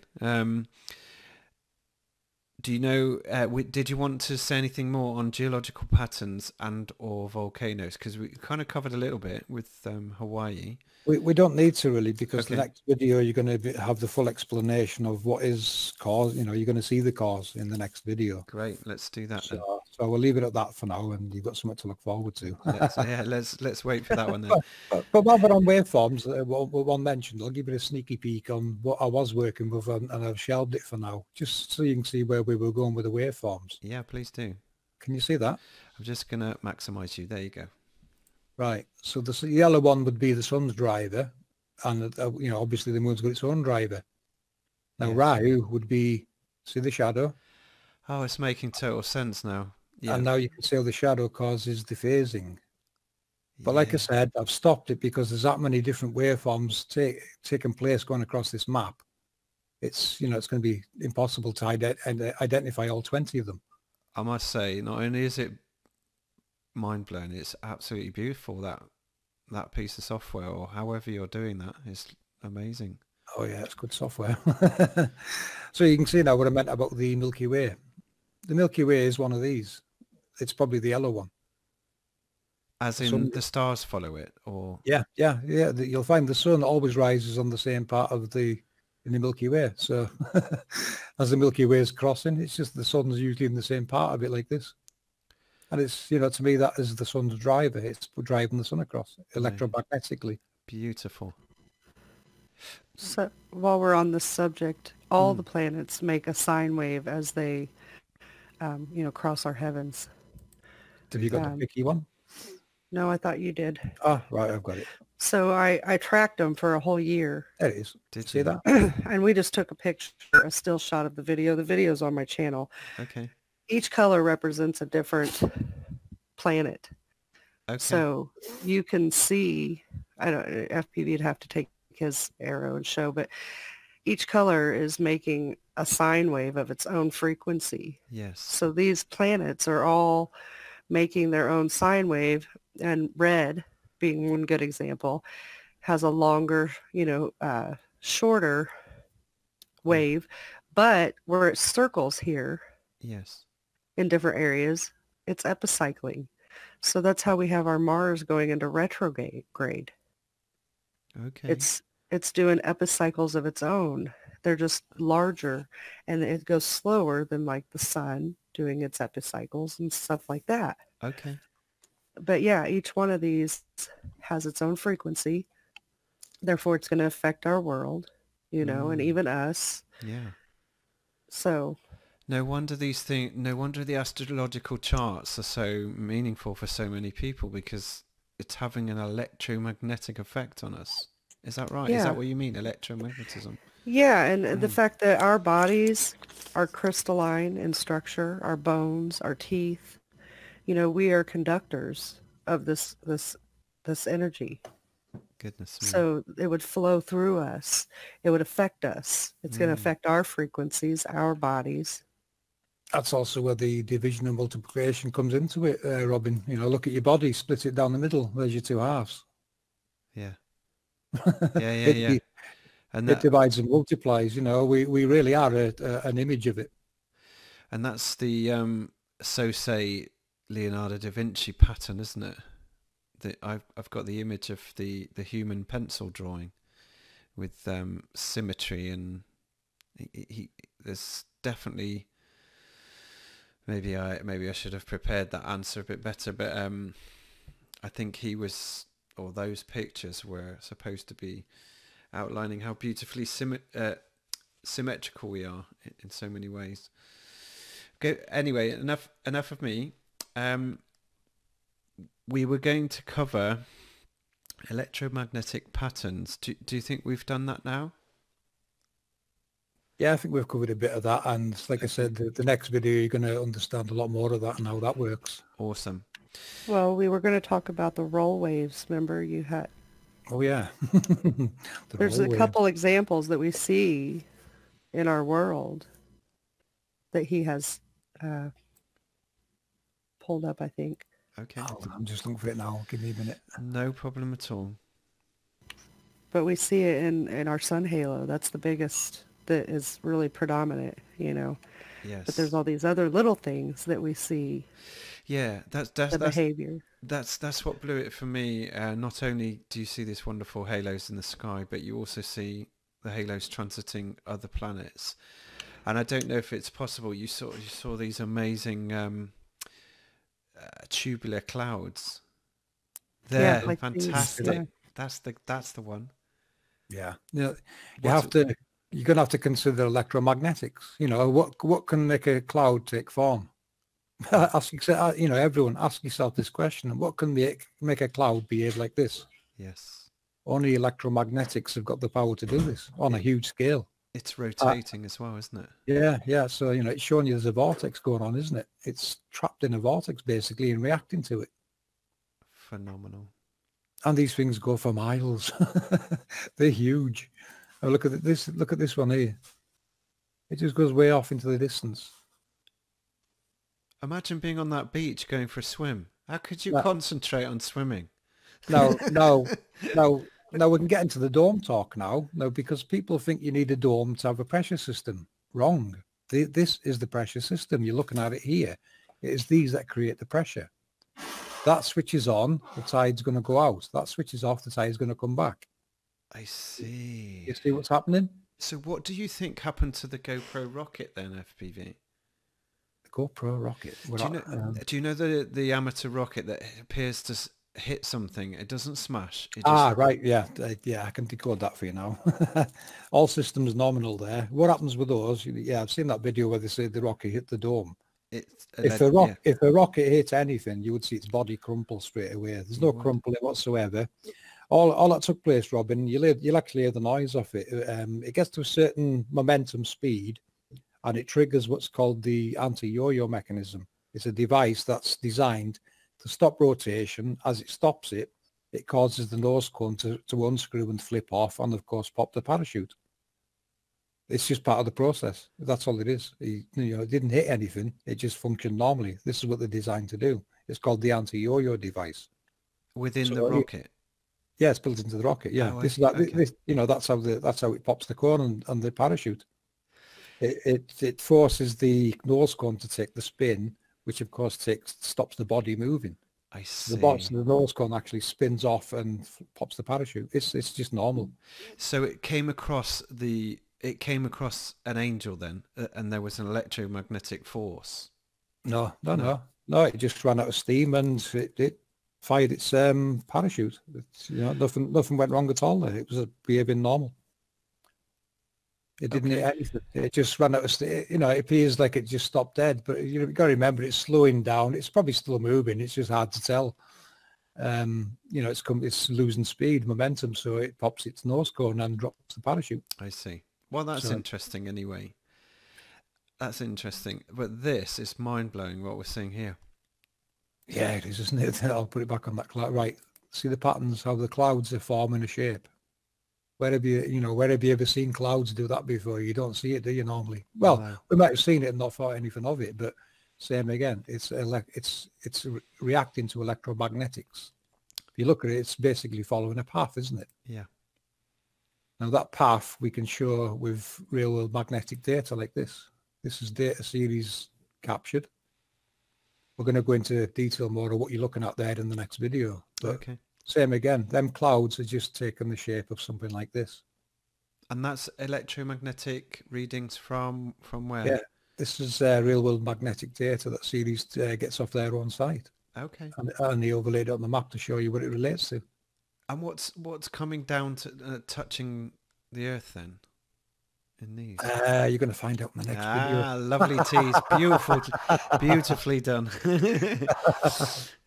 Yeah, you're going to understand everything about these in the next video. So if anyone's not actually completely just melted on the floor by now, you must tune in for your next show. So that's awesome. So there's effects you can see in nature. What we're going to do in the next video, we're going to show you how the technology works, how to recognize it and see it in nature. Okay. And I don't thank you. And I don't suppose you've got the one of it transiting a planet, have you? The lunar wave? Yes. Yes.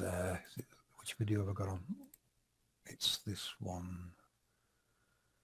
Yeah. Right.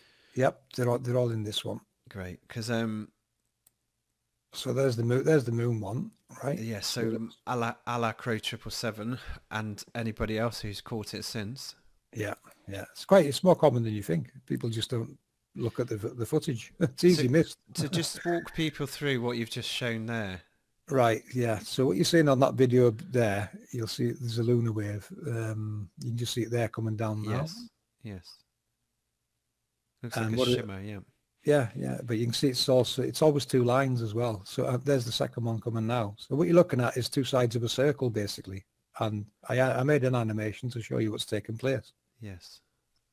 So you can see now this does the same effect.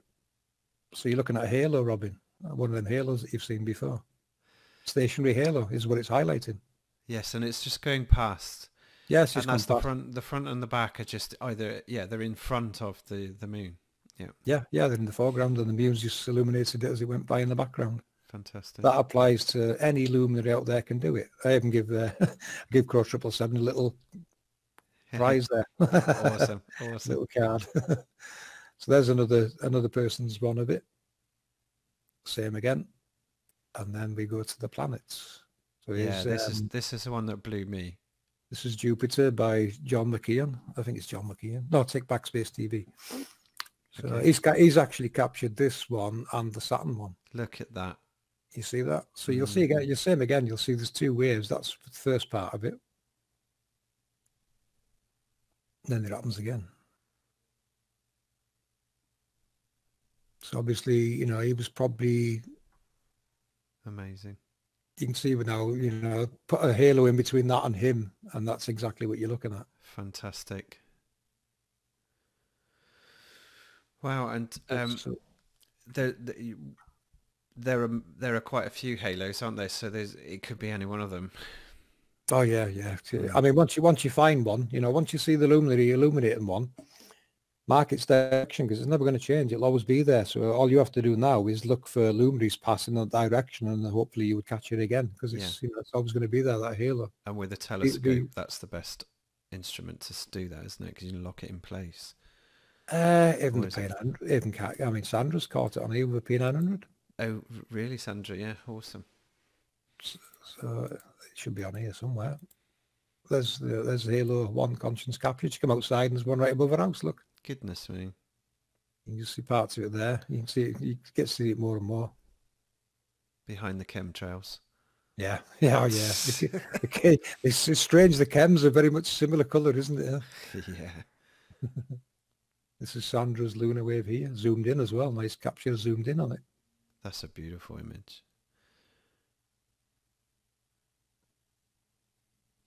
So you can see where we're coming from, Robin. We know it's flat. We don't need to make any more flat earth proofs. We're trying to show how it works. Which I really appreciate. Yeah, we all need to move on to the deeper waters, really. Yeah. So I'm going to attempt to do the last 2 points in about 10 minutes, because if we go for much more than 2 hours, we definitely need a return visit. But 2 hours is a good slot for people to consider themselves well and truly mind blown. But there are 2 or 3 quick subjects I want to cover. We talked about mud floods briefly, and could we just cover mud floods and resets and potentially the comets and pole shifts, because I think they're all related, aren't they? Yeah. Yeah, go for it. So with mud floods, that again is an effect.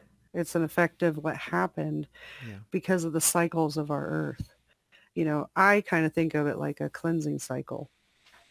So I went back and studied and looked up different histories, and in every single region of the world, they have different flood tales throughout time, not just one, not just one deluge, but many.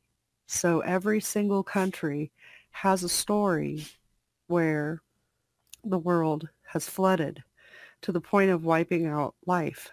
Yes. So the map you're seeing on screen was actually a CIA map.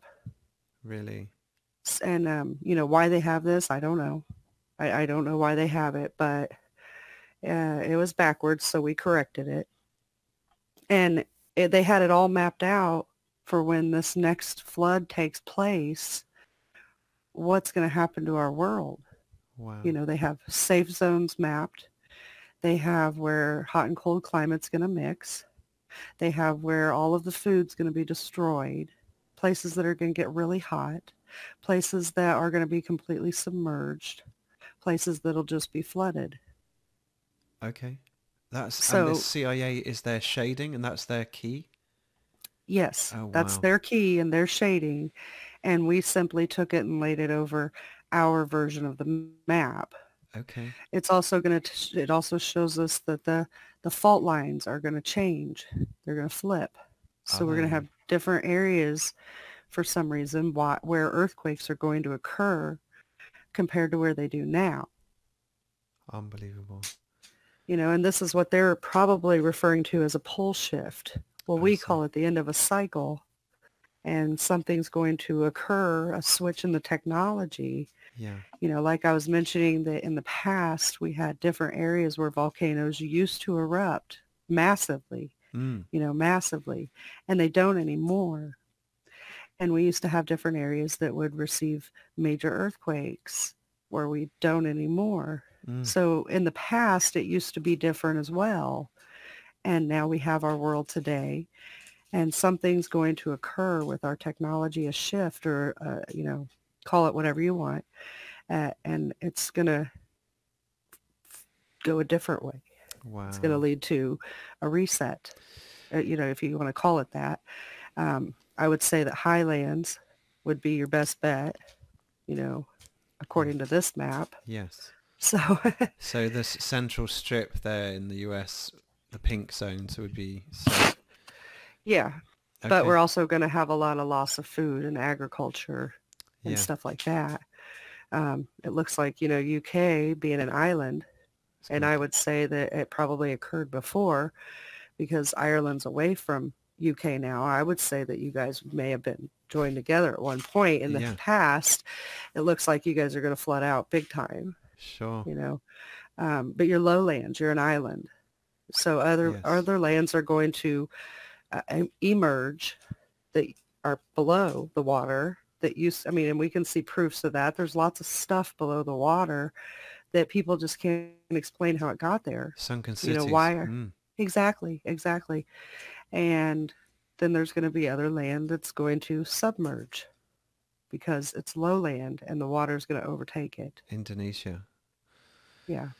Indonesia is yeah, that's a pickle of a country. I'm glad I wasn't born there. Well, my son is there now. My son is in Bali. Oh, Yeah, I need to. they have a lot of activity there. Yeah, they do. Right, so this is absolutely fascinating because you kind of covered what would happen, why we've had resets, and you mentioned Sandra did a lot of reading. I've listened to all of, well, most, probably all of them, all of the readings from the history books about big events where wildlife was wiped out and these kind of themes. Is that what you've learned by reading through them? Yes. Okay. Yes. Yes. Our best advice to anyone is to watch our End Times Revelations and Prophecy Decoded videos. There's 3 videos Yes. where we sidetracked from the usual research we do to study that. And, you know, so easily enough, we decoded all that into this model anyway. So just quickly, thank you. So quickly cross-referencing the likes of Martin Leake and John Levi and Philip Drusenin, and everybody's doing amazing work there with the mud floods. Do you think that's roughly 400 years ago then? Or could it be sooner? Every 400 years it seems to be taking place. But there could also be, you know, other cycles that create smaller events in parts of the world. You know, there's lots of mechanism changes going on. Now, I know you wanted to talk about comets, so while Yeah, please do. Yeah, go ahead. Well, you know, our perspective on comets is they're there to assign a warning. You know, it's another projection. It goes about its business, and they're just repeating history. You know, it's like Halley's Comet. Every 76 years we see it. Yes. You know, why hasn't it gone off into deep space somewhere and never come back? But you know, they're there, the reminders. It seems to me, you know, it's to us the signs of change. And this is how the ancients depicted them. You know, when they seen a comet, it's either something good or something bad's going to happen, one or the other. Okay. So, you know, and a good reference to one was one in Germany went over and actually caused a river to reverse its flow. Wow. Now that alone tells you that is local, close, and affecting rivers locally and not nationally. Yes. It has to be close. And you know, obviously, remember the light above has got a physical model below that's projecting it and moving around. So dare I ask the $1 million question? When is the next 400-year cycle due? Now. It's Oh, already started. Amazing. Because Okay. what you're going to find in the End Times videos, it's not just, there isn't just a flood to consider. This mechanism changes, affects all life. Yes. In genetically, I mean, it can make serious genetic change. Wow. And you'll find that in the Book of Miracles. Which I've heard Sandra read. Yeah. Lots of different yeah, hybrids of things. Yeah. Yeah, you're getting mixtures, cross species, all kinds of things happening, and it's there. And you know, it happens in history. And you know, go touching on the touchy subjects, transgenders, and all this, that, and the other. All these agendas. Our opinion is, you know, they're there to try and mask what's really taking place. Wow. Well, you know, you can't hide it, so you promote it. There's more truth in the myths and legends than we dare to think than in the history books. There really is, yeah. They're not so much myths anymore, are they? No. Well, we did have one other subject, which was Colosseums, but I think we're gonna. I think we should start to wrap up here. And the Colosseum episode is fantastic, guys. Go and have a look at that one. We did mention Vinnie St. Vincent's work, so I think we should just reference him just to give him a shout out, if that's okay. Yeah, certainly, yeah. Well, Vinnie Roy, he's probably the first person I've come across that's doing actual live experimentation with electricity. You know, you've seen him yourself, all the projects he works on. Yes. So I took the chance of, you know, getting in touch with him and trying to explain some of Walter Russell's work to him, because I could see he's following Tesla and Ed Leeds Scallions' work on Coral Castle. Yes. And I thought, I wonder if what we're learning here can help Roy in any way understand, you know, how this works. Yes. So I was trying to get across to him expansion and compression, and he actually done a presentation. You know, he kind of wandered off and showed you a setup of different Tesla coils, some were hardwired, you know, and some were just Wi-Fi across to another. Yes. And it helped him understand what expansion and compression is really doing and how to maximize it. You know, he actually gave me a shout out on that video as well, so that was cool. I was just about to hunt for a file, but I forgot I was screen sharing. Yeah, I would really recommend you look out for. How have you titled some of the videos on your channel so people can go and look at them? Because what I've seen him do is phenomenal. He's taken a Model T Ford engine with the 12. Are they magnets in the engine, and then he's got a couple of coils, an oscilloscope, and he's used polarity, and he's trying to get the polarity right until he causes the motor to turn, and it generates electricity, and he gets it just right. He trials it and he earths it. He uses a bundt cake, an aluminium bundt cake tin, and by the time he's done, he's just figured it out, and it's done beautifully, creating free energy. And I'm sure that's just one of many things he's doing. Yeah, that's what's good about Roy. You know, when I met him, I thought, wow, at last, you know, someone genuine, because you do come across all these free energy sites on YouTube and places like that, and a lot of the time they've got hidden batteries and things. But Roy's not like that. You know, he'll give you their blueprints if you want them. Amazing. He'll write you a schematic if you want any of his builds. So, you know, it's cool. And of course, you got support on his channel, haven't you? You can go and look at his channel. He's genuine, and it's, you know, it's really cool that he's now communicating with us, and we can give him some ideas on future designs, which is where we're at now. So you're going to see the designs he's working on currently. You're going to see some progress over them, and we've had a little play in that. So let's say, wow, been kind of advising him on builds. Well, I just love watching someone creative just push the boundaries and figure things out, which is just awesome to watch. I am now just in awe of just taking 2 hours out of your schedules and just getting what I imagine is just a subset of just tiptoeing across the top of these huge subjects, which you've managed to pull together so well. And we haven't mentioned a couple of other members in the team. Did you want to quickly give them a shout out? Yes, I do, yes. It's all very important as well for all the flat earthers. You know, you want to decode gravity, you've got to look at Jason's video, the Axis Monday video, because it will give you the correct breakdown of what gravity really is. So definitely take a look at Jason's work in there. And what's his channel called? He's called Jason Tomlinson. You won't find much on his channel. He deleted all his content for some reason. Okay. He didn't have a lot on there because he hasn't got, you know, a computer and things. So we help him put the presentation together and post it on our channels for him. Awesome. So, and do you want to shout out the others as well? Yeah. Rose, Jimbo. If you look at Giants, go to Jimbo's channel. He live streams Giants and Titans, where you can see them sticking out the ground. Yes. all manner of species, but no dinosaurs. Every species you can think of, but dinosaurs. No, that's pretty cool, isn't it?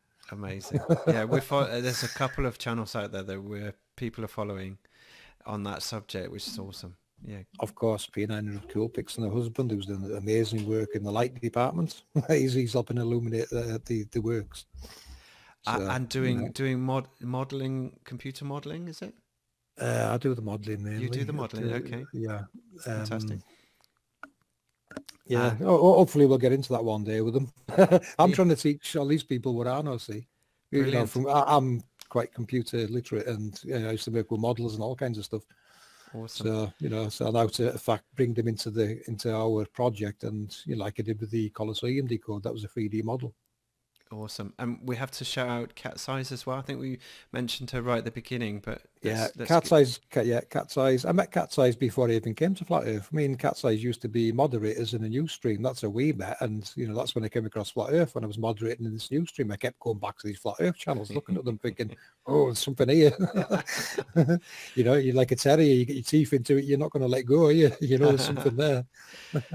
So yeah, definitely Cat Size. Give her a shout out. She helps us with scriptural decodings because she's a devout Christian and she follows the Bible. Awesome. And of course, it was a good test for me to put this across to her as a friend gently and say, look, you know, what this in the Bible actually relates more to this than Yes. characters. I'm not saying all the characters in there don't exist, but, you know, a lot of people ask us to prove Jesus and things like that. We're not here to prove that. How do we prove that? We can't. No. You know, our mission is to show you how it works.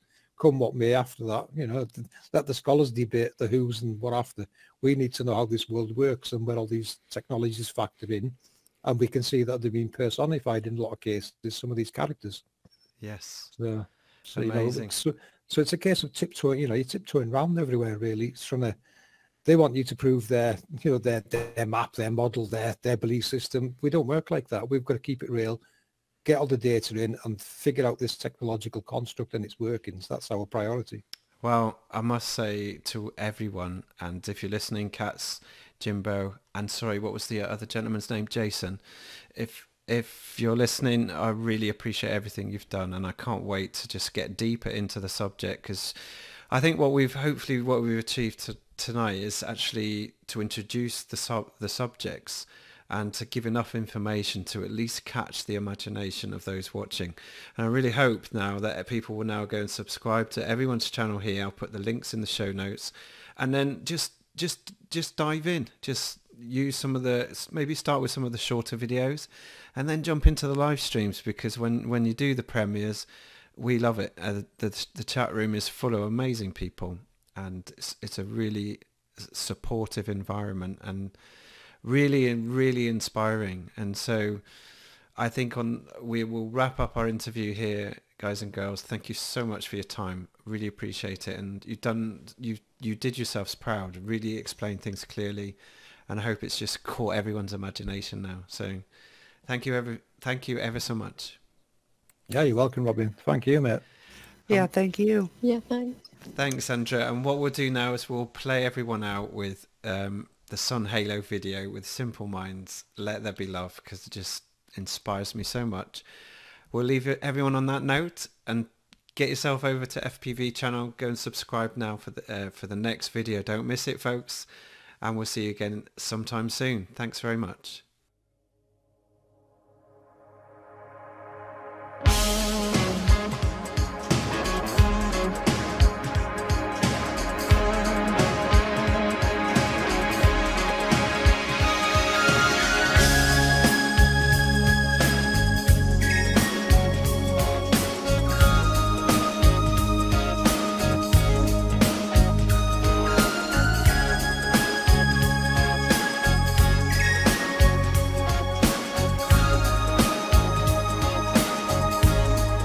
Secrets of love whispered tonight, broken down angel got lost in the cold night. City screamer, I look for your eyes. Someone who laid to the night. Your music talks to me, hits me tonight.